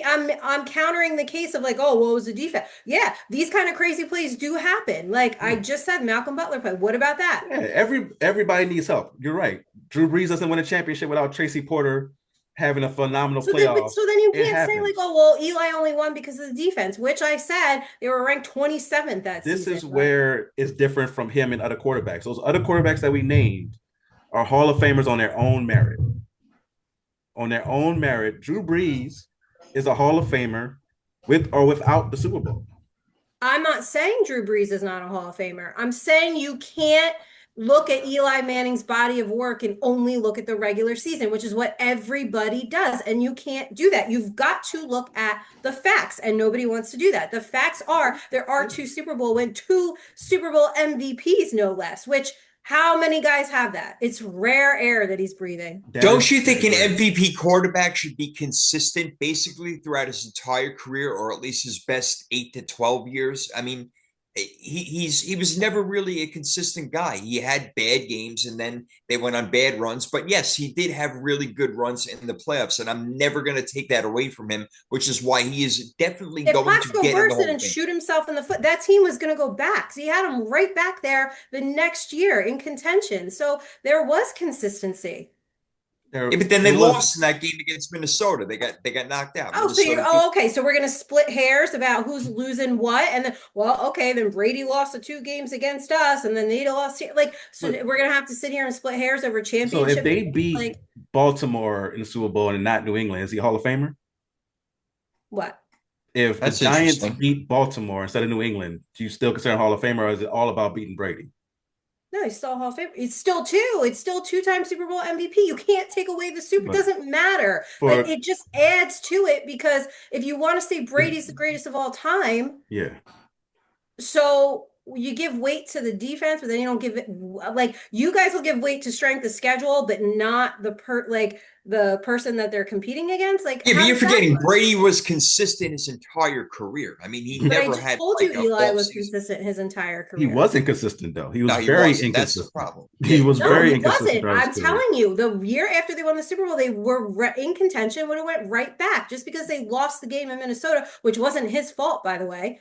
What about the 13 other years? Go on the, fucking boat. You know what I mean? I never sat here and said he's the greatest regular season quarterback. What I'm saying is you guys can't eliminate the whole point of why they play the fucking game. Yeah, so that's fair. He accomplished the greatest team accomplishment. You think Philip Rivers would trade some of his regular season record? If you asked him, would you trade some of your stats to win 2 Super Bowls? Absolutely. No doubt. I totally agree with that. No doubt. But when it comes to the Hall of Fame, it's an individual accomplishment. It's about the individual player. And there's no way you can look at Eli Manning's individual career and say that he was elite for the majority of his career. I didn't say he was elite, but I'm saying his performances when it mattered, which have culminated into his entire body of work, were elite. He's had legendary moments, but himself did not have a legendary career.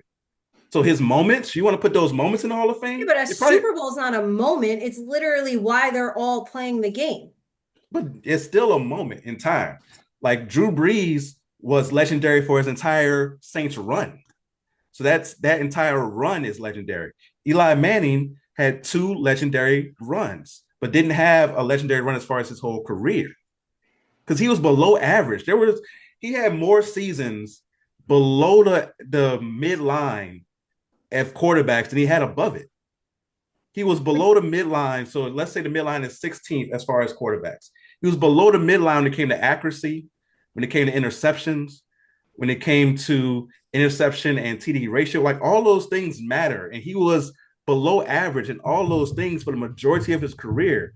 You say we can't ignore the facts.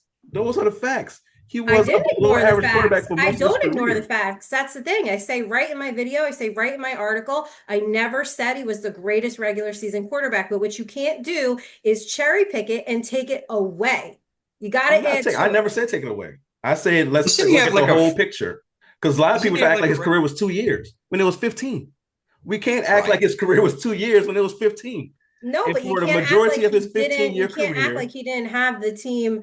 Like there were plenty of times where he had them ready to go in the postseason. Like not plenty of times. Like they made the playoffs less than half his career. So it wasn't more than like I don't see the Commanders out there like always ready to go and making. I mean, they were in the doldrums of the NFC East for fucking decades. Like, and we're not trying to put no Commanders in the Hall of Fame.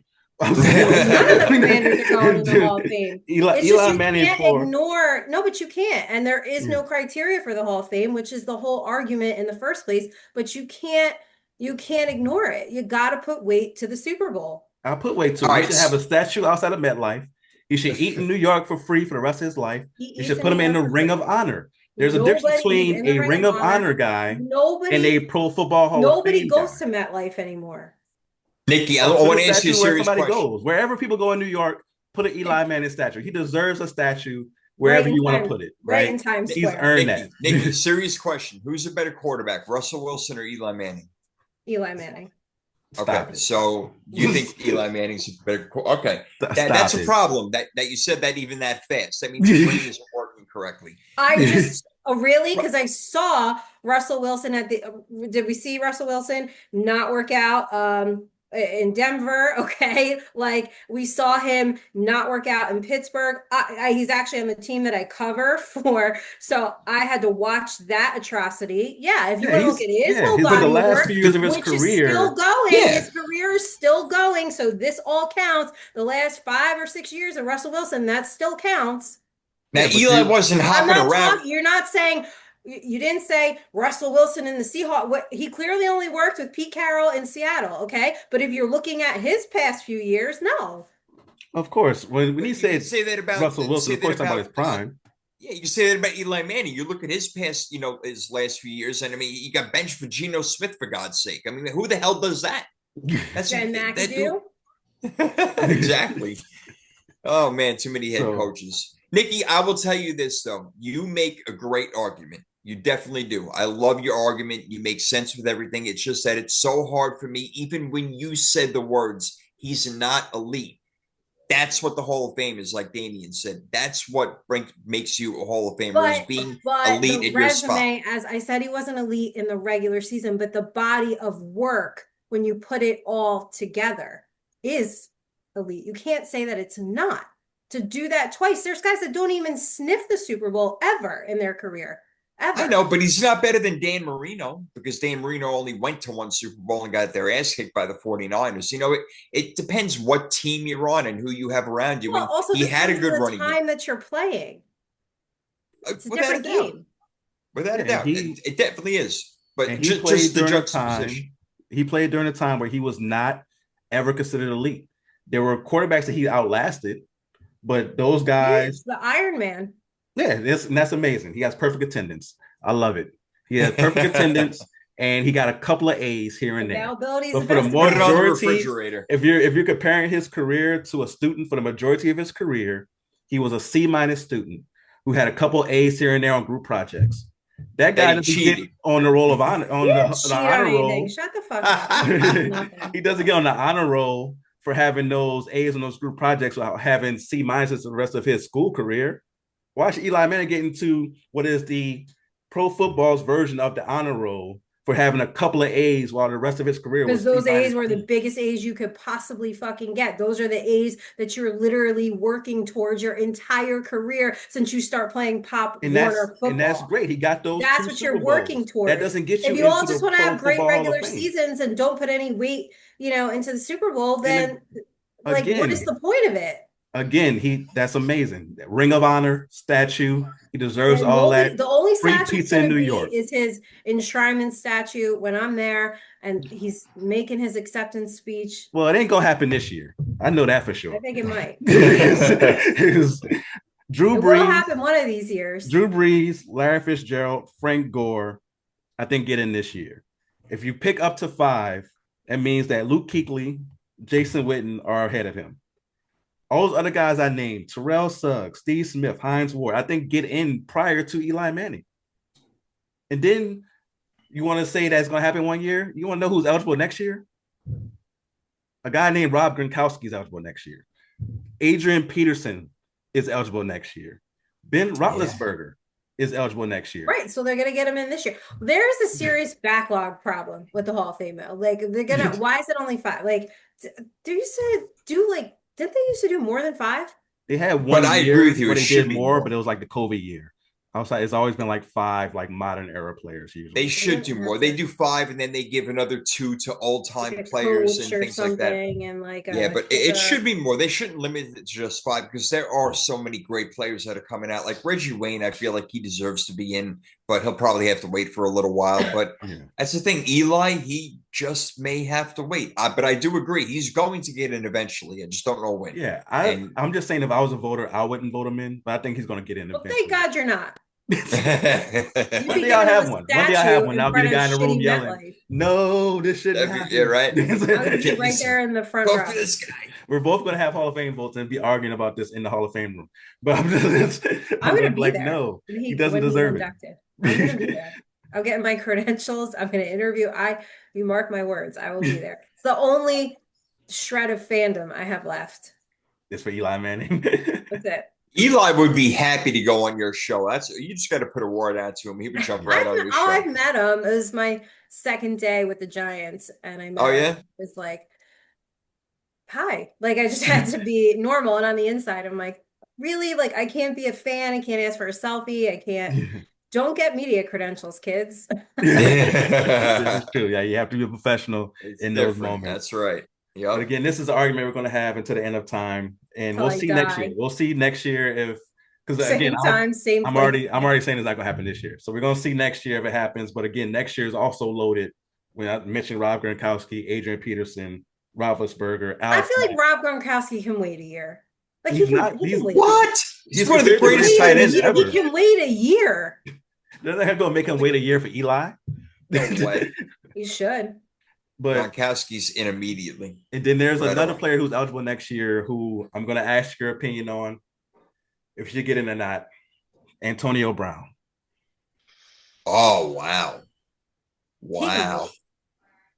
That's a good one right there because on his, credentials alone on the field are 1,000,000,000%. There's like no question about it. But his Yeah. antics on and off the field, to be honest with you, Yeah. it's going to be hard for voters to say, you know what? Yeah, this guy deserves to be amongst the greatest NFL players of all time. And somebody's going to have to go ahead and put a yellow jacket on him.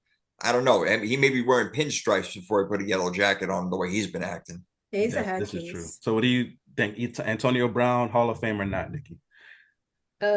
I think, yeah, if he didn't have his behavioral issues or whatever you want to call it, yeah. But it's like Jay said, someone like you got to vote this person in and say you represent the best of the best of the best. And I think you have to look at what they do personally too, on and off the field, because I think that matters. Like, do you represent the NFL? Do you represent the best of the best in a professional way? And you can't say that he always has. Oh, you got that right. Yeah, no, that is definitely true. It's going to be very interesting with Antonio Brown because they kept T.O. out for 2 years, which I'm still upset about that. He should have been first ballot, right? Because Without a doubt, he had his antics, but it was, I wouldn't say harmless, but compared to Antonio Brown, it was harmless. Oh, yeah. It was not like he was a bad guy. He was going out doing anything. I mean, Yeah. taking his shirt off in the middle of the field and, acting up like crazy. T.O., he got snubbed for a while, and then he ended up not even going to the NFL Hall of Fame. And he just had his own little thing because he was so yeah, pissed that's off. right. He did his own thing. I forgot about that. Yeah, he did. Which I get the anger, but I think he feel like he probably misses the opportunity to be amongst the rest of those guys. Yeah. Yeah, I bet. But it's going to be a good debate for a long time. But like we mentioned, it's a stacked. Well, hopefully not much longer. Yeah, for Nikki's sake, hopefully not much longer. Get him in, let her live a long, healthy life. That's what I'm gonna try to get next year because I know Drew Brees is going in. I'm gonna try to go. I'm gonna see if I can get credentials and see what the criteria is for votes. You probably got to be a writer for a million years, but I'm gonna see what the criteria is for getting a vote and see if we can get in there. Get all three of us in there one day, and we could be old and gray yelling about how Eli Manning doesn't deserve to get in or does deserve to get in. Tell me what I gotta do. Tell me what I gotta do to be able to get a vote.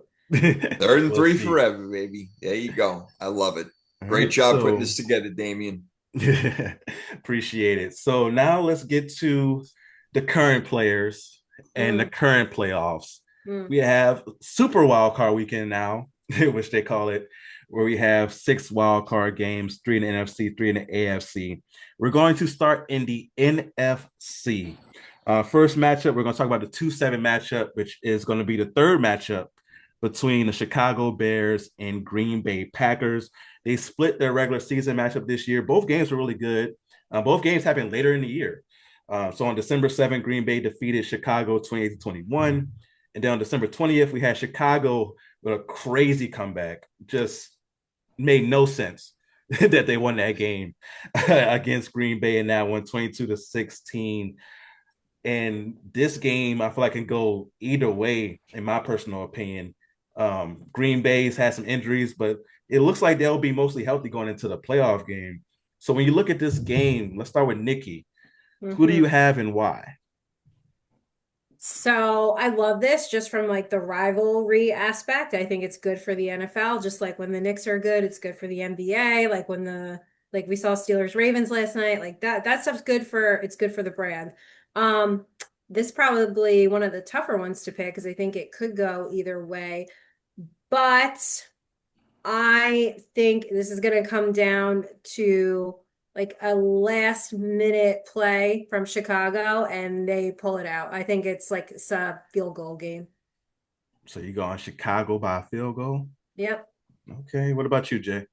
Yeah, I'm with her. I'm with Chicago, and yeah, I don't know how many points going to be put on the board in this game. It's going to be tough because they didn't. The first game they put up a decent amount. The second game, not so much. Took a Chicago miraculous comeback, but the Packers are not there right now. They're not playing well altogether. They haven't played all together. Josh Jacobs been banged up. Love has been banged up. Their defense took a major hit when Micah Parsons went down. We see the Yeah. total difference that it is. So I don't have a lot of confidence in Green Bay. Plus, they got to go on the road to Chicago in a hostile environment. Ben Johnson's been doing a major job this year. If he wins Coach of the Year, I'm fine with that as well. I think they'd get Chicago this win. I am alone on this one. I'm going with the upset. I'm going with the Green Bay Packers, which is actually not an upset betting wise. Green Bay is actually favored, which surprised They me. are. But Green Bay, I think, is the better team. Chicago defensively, if they're not forcing turnovers, they're giving up 40. Like they just you saw it personally. like Yep. they are just giving up points if they can't turn you over. Even if they do turn you over. Their first pick of the game against Brock Purdy, pick six. And they still gave up how many points in that game, Jay? Yeah, 42 points. Yep, Yeah. no doubt. It's But like how much confidence do you have in Jordan Love and these, banged up wide receivers right now? And who's in, who's out? Josh Jacobs, we don't know with him. Yeah. yeah. Like, how much confidence do you have in these guys? I have enough confidence in them to beat Chicago because I don't trust Caleb Williams. He'll make some amazing plays, amazing talent, but isn't consistent yet. He'll make those amazing plays and then he'll scramble, run around, and throw what he believes is something that he can make, and then he'll throw an interception. He can make some unbelievable throws. His arm is a cannon, right? He has an Yeah. unbelievable arm talent. But from a X's and O standpoint, I still think he has time to mature and needs to get there. It's only a second year, so I'm Right. not criticizing him for that, but it's just going to take some time. And I feel like in a playoff game with Green Bay, who's been there before, Matt LaFleur has been there before as a head coach. Ben Johnson hasn't been here as a head coach before. It's a little different. I think Matt LaFleur and his experience with Jordan Love and his experience is going to propel them in this game. And Chicago's had a lot of luck this year. There's been a lot of luck when it comes to, we talked about that game against Green Bay. There was a lot of luck involved in that comeback. I feel like their luck runs out and they lose to Green Bay on Saturday. All right. Going with the 7 seed. Got to keep it spicy. So now let's talk about your San Francisco 49ers. They're going against the Philadelphia Eagles. So you guys both are very, very familiar with these teams. Nikki, from a professional standpoint, Jason, as a fan of the 49ers. So I'm going to start with Jay on this one. Who do you have in this matchup and why? Yeah, this game definitely worries me, bro. I mean, the 49ers going in limping in already. We just lost Bethune again for the rest of the postseason, whatever it is. We just don't have a lot of guys. Ricky Pearsall with questionable, Kittle not at his best right now, not healthy. Again, it's all Christian McCaffrey. And I look at Philadelphia and I see how good their defense really is. I'm not sure the Niners could put up more than 13 points in this game. And Philly's a team you look at and you say, well, where the hell have they been all year? They've been missing. I talked about A.J. Brown before. What the hell? Even Nikki mentioned Devontae Smith, and that's because they're not throwing the ball well. And Jalen Hurts is not running the ball. That's what he has to do, and that's what I think is going to happen this game. Jalen Hurts and Saquon Barkley get that running game going and kind of control the pace of the game. I hate to say it, but if it were in San Francisco, maybe a different story. But I think going to Philly, it's going to be a little tough. So I like the Eagles. Oh, the Eagles. This we got a score. Yeah, if I had to say, I don't think it's going to be too high scoring. I think it's going to be like a 23-16, somewhere in the mids right there. Okay. So, yeah, I like Philly to win this one. All right. What about you, Nikki? So this is an interesting game because Philly is good on defense, bad on offense. And, the Niners are the complete opposite, right? So Yeah. it's like, I think it'll be interesting. I think Philly has been fraudulent. And I think you want to talk about lucky. I think they've just gotten by on a little bit of luck. I think there's some dysfunction in the locker room. I know playing in Philly is, very volatile, and that does work to their advantage. But I think the Niners are going to expose them for the frauds that they are. So I have it San Fran 24-20. All right. Oh, okay. Hope you're right, Nikki. I am with Nikki on this one. I'm going with the San Francisco 49ers as well. Philadelphia's offense gives me a headache. I Yeah. just don't just don't understand why it's so bad. Saquon is still Saquon athletically. Like when he does have those moments where he does get space, you still see it. Like it's still there, but he just doesn't have those opportunities too often now when it comes to getting him in open space. AJ Brown is still that guy. Devontae Smith is still really good, and they just can't get them the ball. Jalen Hurts is one of the most confusing quarterbacks. He's going to be a guy 15 years from now.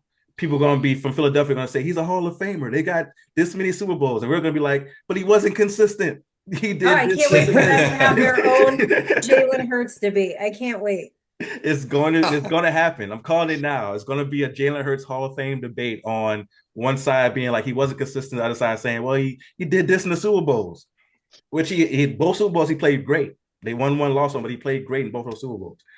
And for some reason, he just can't get it together consistently. And there's times when you're watching the game and he just misses people wide open. It's not like they're not open, because a lot of people have blamed offensive coordinator for their offensive struggles. And of course, he deserves some of that blame pie. But when you watch them play, Jalen Hurts, AJ Brown just running a slant, just hey, I'm here. Yeah. Dallas Goedert just running down the seam. Hey, they busted coverage. They missed me. And then he throws a slant route to Devontae Smith in double coverage. He just not seeing a field. And San Francisco has a bad defense, right? But if they can get a turnover or two, I feel like that will be the difference. I think they will. And I think that's what's going to propel the 49ers in this game. I got the 49ers as well. So I'm going with the 6 and 7 seed. All right.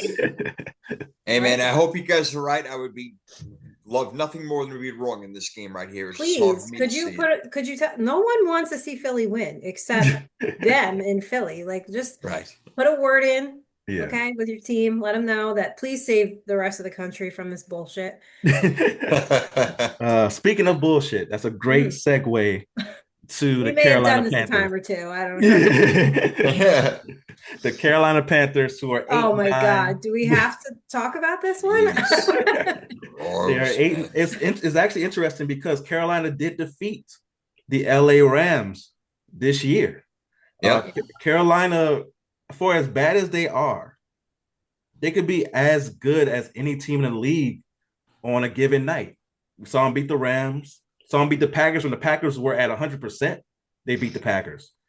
And it just makes no sense. And then they turn around and lose twice to the Saints and then lose to the Bucks. Like, it just doesn't make sense at all. But Carolina, they forced Stafford into 3 turnovers that game. I don't see that happening twice, but do you give Carolina any chance in this one, Jay? I mean, of course I give them a chance. Yeah. I mean, they're playing football. It's on Sunday and, God is great. So anything can happen. There's no doubt about it. But in the reality of things on the football field, I don't see them standing a chance. I mean, Matthew Stafford, the MVP that a lot of people think with all these weapons, you got Adams coming back.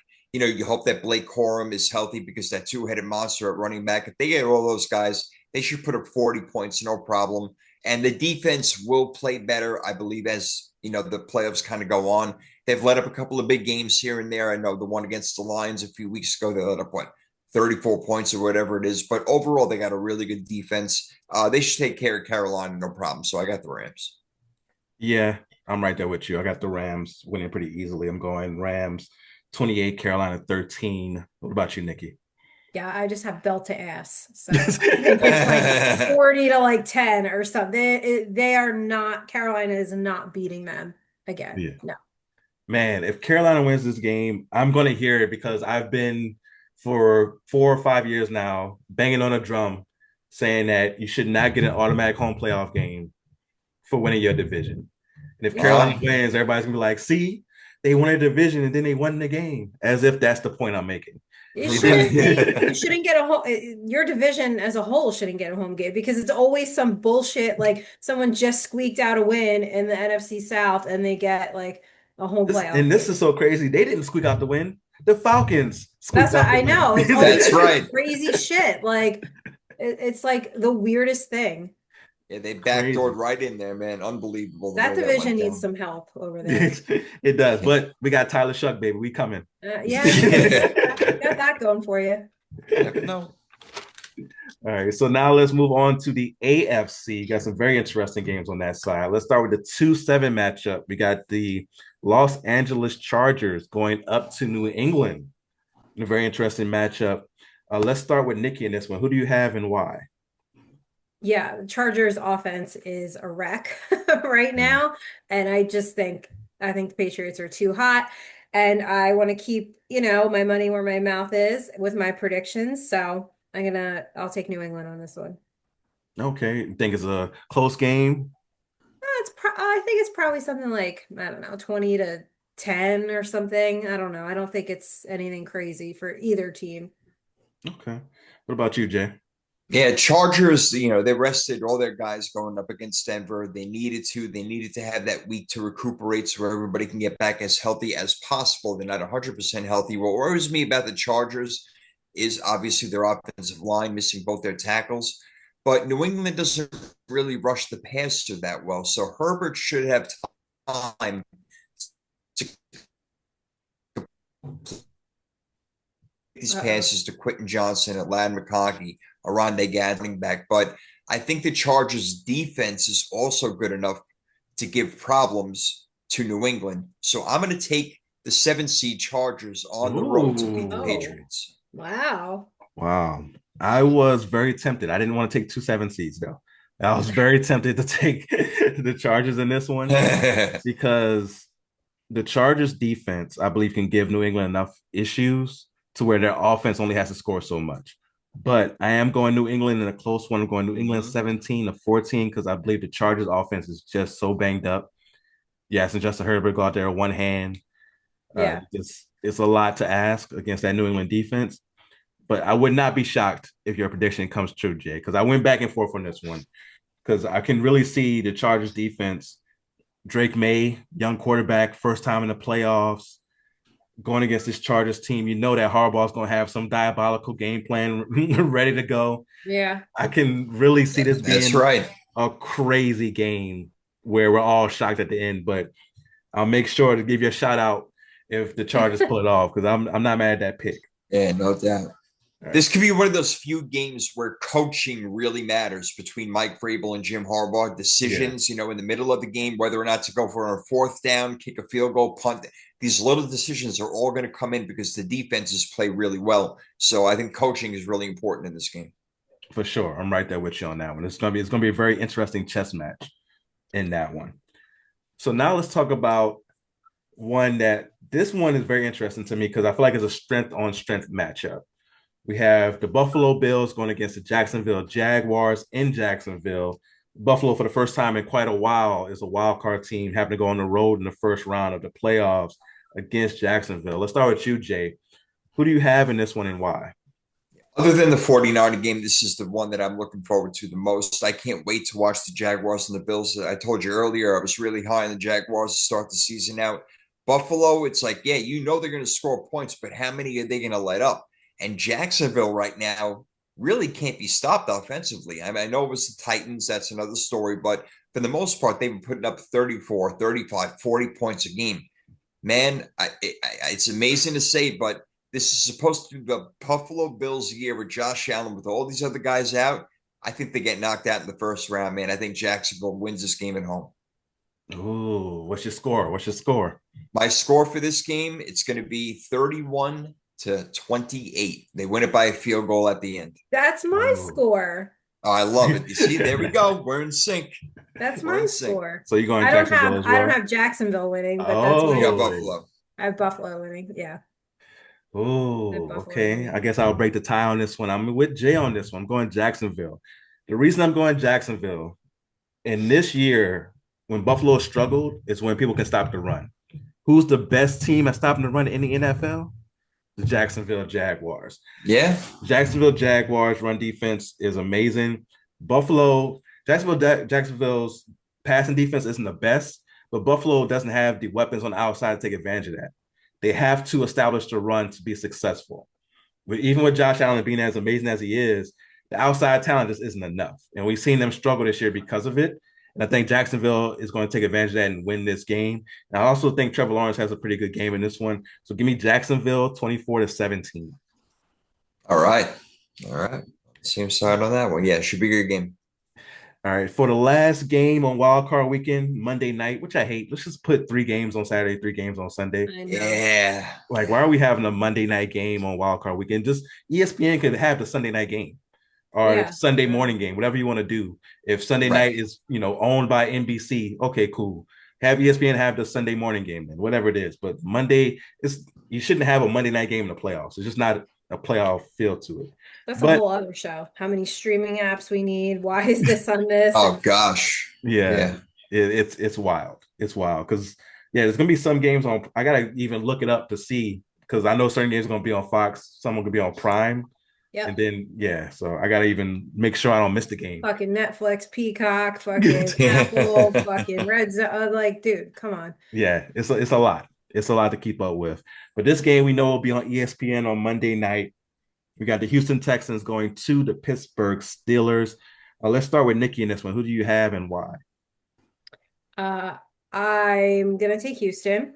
I think that defense is going to make Aaron Rodgers very much feel his age. I think they're gonna have his way with him, and I just think, like I said earlier, anyone coming out of the AFC North was going to be one and done. Now this is the one for me that I really think could go either way because obviously, clearly, you just can't count out, Mike Tomlin, Aaron Rodgers. I could see like a last minute Hail Mary. It's just that Houston defense really pushing it over the edge for me. So I'll take the Texans. Plus, they've won 9 straight. So, let's make it 10. I have it 24-17.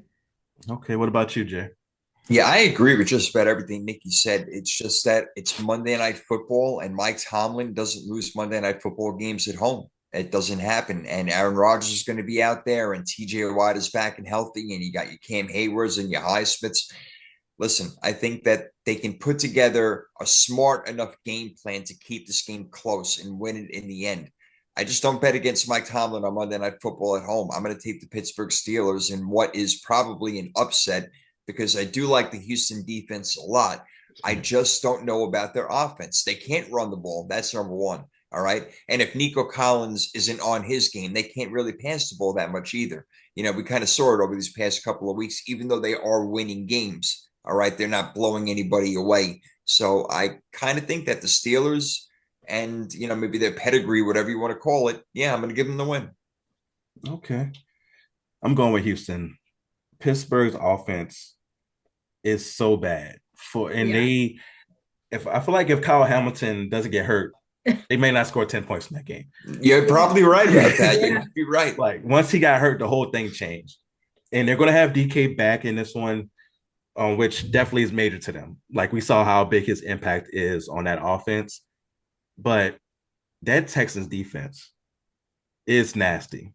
It's nasty. And I understand that Aaron Rodgers gets rid of the ball quicker than anybody in the NFL right now because part of it is him being smart. Another part of it is him being old, not want to get hit. And he's going to be just getting rid of the ball so fast. Every throw is going to be at the line of scrimmage. 2-yard little slants here. There's going to be nothing down the field because he's not going to want to take that chance of getting mollywopped by that Texas defensive line. I think this is going to be an ugly game. But like you mentioned, Houston's offense isn't pretty either. No. I feel like this is going to be a very ugly game. ESPN's probably like, really? Y'all gave us this one? Like, this is going to be an ugly matchup. I got Houston winning 13-3. I think it's going to be that ugly of a game. Oh, really? Wow. Gotta hope that don't happen. Oh, that's nasty. But that's what I see. Not in a good way. Right? So now we've made our predictions for Wildcard Weekend. We got to make one big prediction before we get out of here tonight. Super Bowl, AFC, NFC. Who do you have there? Who do you have winning? Let's go, ladies first. Nikki, Super Bowl. Who do you have in it? Who's winning? Yeah, so I'll just stick with what I had in the summer. I went Rams, Buffalo, and I have the Rams winning it. Oh, okay. Rams, Nice Buffalo. job. I love it. I love it. Who do you have, Jay?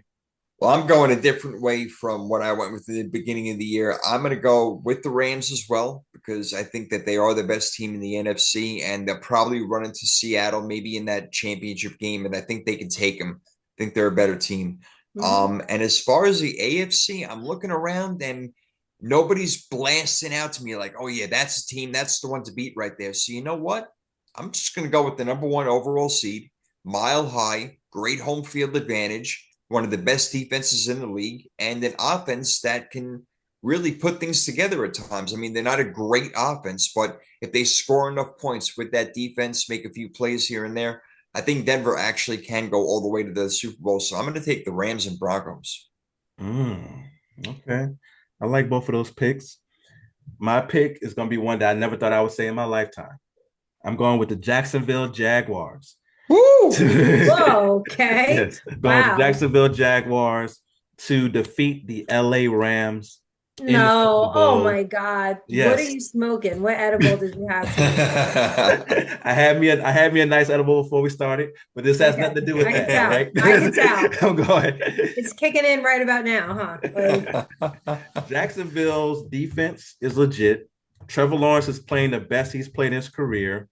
Liam Cohen, Jason's coach of the year, is going to lead them to the Super Bowl.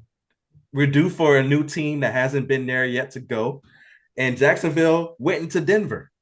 You mentioned it, Jay. Yep. That Denver defense, that haunted defense, the one that everyone's scared of, Jacksonville marched right up and down the field against them. They did. Jacksonville has the goods, right? They beat Kansas City when we still thought Kansas City was good. They have the goods. And talk about win streaks. You talk about the Texans. Jacksonville's on a long win streak as well. They know how to get it done. So I'm going with the Jacksonville Jaguars. So does Sean McVay and Matt Stafford, and they know how to get it done too. They do. That's why they're going to be there. But they're going to fall short. They got the goods too. They're going to just fall short against the Jacksonville Jaguars team because Matthew Stafford is good for a YOLO game. We talked about YOLO quarterbacks. He's good for a YOLO game, and I see him having it in the Super Bowl against the Jaguars. I'm making it now. Matthew Stafford, 2 interceptions against the Jacksonville Jaguars in the Super Bowl. And I'm going to play this clip when it happens. Are you putting money on that? Are you betting this responsibly? Are you? I'll definitely bet it responsibly. How strongly do you feel about it? Like, so I'm not gonna put. I'm putting money on Jacksonville. Like, I'm not putting money on it. I'm gonna put money on Jacksonville in the Super Bowl. Though I am putting money on that. Okay. I like it. All right, Jacksonville. Well, we all like the Rams, that's for sure. I mean, the other team I was thinking about real quick was the Eagles because they've been there 2 out of the last 3 years. But I agree. The offense, I just don't know if they're going to be able to get it done and score enough points against whether it's like Seattle, you said, the Rams. Like the Rams will probably meet the Seahawks. How would Philly get through Seattle? I'm not sure that they can. I mean, they're one of the few teams that I think could because they do have all these great players and they can put it together. We really haven't seen them put it together that much. Like the best game they've had in the past couple of months is when they shut out the Raiders, but it was the Raiders. But they looked really good. I don't know. They're a tough team to read right now, D. This is what's scary about them. With having Jalen Carter back, that defense is scary. Yeah, no doubt. And that defense can be so dominant at times. They're good on all levels. Yeah. Every level. They're good. Yeah, that defense is going to every level. So that defense can carry you through a playoff run.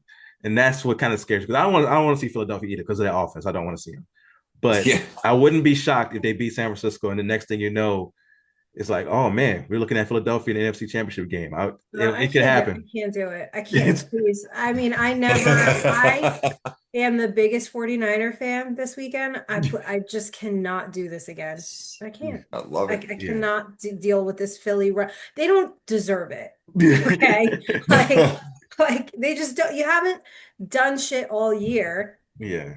I think you're pretty fraudulent. The defense is good, but to be fair, like when I was covering training camps, they've been good. That defense had always been good all Yeah. year. They've been consistent. That offense just been a wreck, and I just don't know how they would get through some of these better teams in the NFC. Like, And this yeah, is defense can win championships, but you got to have a quarterback that can like, you know, Yeah, pull another out game some that of these. stands out, Nikki, you're right, because Chicago took it to him yeah, Yeah, against Philly.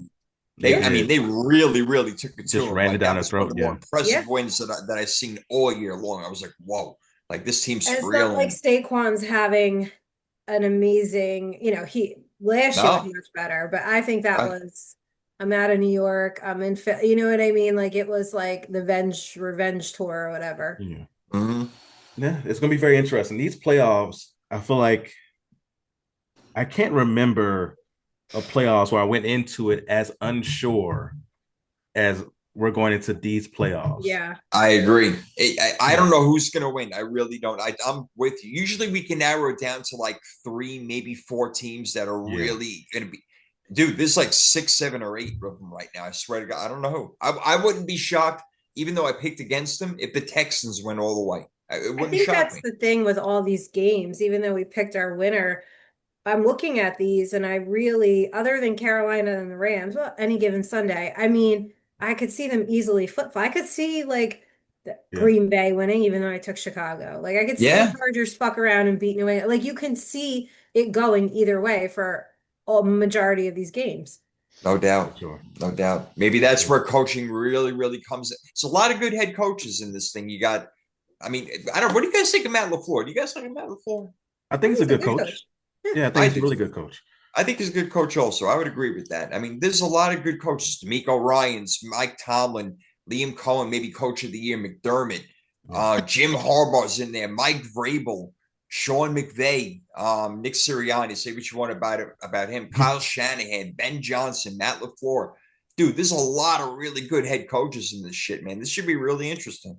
You just That's gave me an a idea for my article, my preview article that they just asked me to Oh, write. all right, good. There we go. Well, yeah. because I I'm good feel for like something. all year I've been harping on how important coaching is, especially in New York, and Yeah. I get so much pushback on it, and it's like, but it really does matter. And like here's all the head coach. I feel like the head coaches get lost in all this, right? You just look at the Yeah. team and it's like, no, Yeah, here's the head coach is that they're here for a reason because they're a damn good coach. Yeah.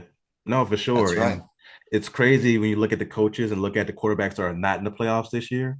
Yeah. It lets you know like how important it is as a unit for that team to be complete, along with having the coaching that knows how to lead that complete team.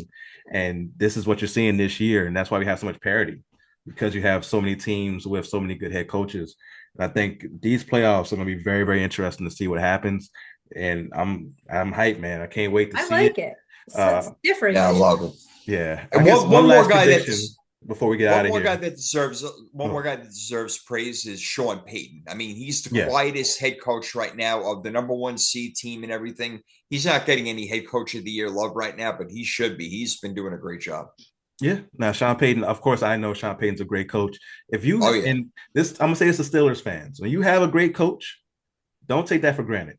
All right, we lost Sean Payton and Drew Brees, and we've been just trying to afloat. We floating just ever since. Just floating down yeah. the bayou, right? Is that what they call it down there? Just Yeah, we just been just getting taken by all by just the river, just taken away these past 5 years since we've lost those two. It definitely matters a lot when you have that consistency and just knowing that okay, this coach I know for a fact is going to be at least even with the other coach every week. That matters so much in the NFL, especially when they go. You talk about all the different scheming that happens from from offense to defense, even special teams. Like it all matters so much, and I guess that's why we love the game. But last prediction: Super Bowl MVP. Nikki, who do you have? at Stafford. Who do you have, Jay? I think I have to agree with her. I'm going to go with Matt Stafford. Cooper Cup stole that last one from him, so I think he Yeah. gets it this time.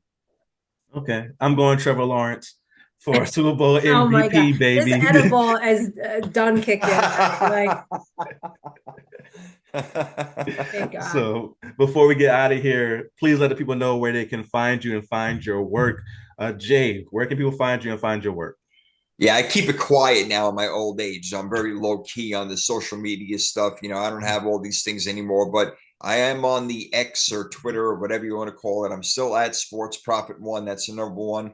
And me and my homeboy, Primetime 313, David Dale, we're doing our show every Tuesday night, all NFL, 7 o'clock Eastern. Catch us live on the YouTube channel. That's probably the easiest way to find us. Just go to Power 32 Podcast, go to the YouTube channel, subscribe to that shit, like that shit, listen to that shit, and get on that shit because we like having people in the chat. The chat makes the show Do that they much talk better. shit? No, they don't. They You got ask. it. No, you got to add that to the tagline. Get on that shit, get in the chat, You and got to talk your talk shit. shit. They talk a lot of shit about fantasy football. I'll tell you that right now. That's for sure. They love that. That's their favorite topic. But yeah, tune in, guys. You'll have a good time. Have a good time. Yes, sir. Like he said, get on that shit, subscribe to that shit because it is the shit. And don't forget to talk your shit. That's Yes. right. So speaking of talking shit, the queen of talking shit, Nikki, where can people find you and find your work? Oh, I haven't changed my social media anything, so always X, Instagram, TikTok at Nikki Nick 9384. If you want to find my professional coverage, it's on NJ Sports. So you'll find Giants, Jets, Eagles, Big East basketball. I guess now they're messaging me with like a wild card preview if you can, all the things. Oh boy. Yeah, no, it's a lot. I stay tuned. There's like other things coming. Podcast is Between the Uprights, Wednesdays at 8 o'clock, as I have been for my entire career. And you can find us at Between the Uprights on the YouTube channel. And as far as pro coverage next year, we will see. We'll have to do another reunion so I can tell you guys the saga that's been going on. Yeah, I'm always down Oh, for another reunion for sure. We could do it, on a different platform so that all the platforms can share in this greatness that is the Third and Three podcast. Of course, you can find me at The Real Deal, WDA. That's The Real Deal, W as in whiskey, D as in Delta, A as in Alpha on all social media platforms. Hey, if you like this podcast, make sure that you tell people about it. I really would appreciate it. The Real Deal with Damian Adams one day deserves to be up there with the top podcast in the world, and I need your help to get there. I would truly, truly appreciate it. And if you want to look at my writing, some betting tips and things of that nature, realdealtakes.com. Realdealtakes.com is where I put my articles, so you'll get betting. A lot of basketball is going to be coming up, especially with football season coming to an end. Yes. So you're going to get a lot of NBA takes on there as well. And of course, for my boxing fans, I'm always doing my boxing stuff on there as well. Thank you guys so much for coming on. I'm glad I was able to surprise you and you guys didn't catch on to the reunion. yeah. So this Had was no idea, man. Great No, surprise. no clue. Great, No clue. great surprise. Had no clue. Well done, my friend. Well I done. appreciate that. This was so much fun. We definitely got to do it again soon. And to the people out there listening and watching, until next time, peace. Peace.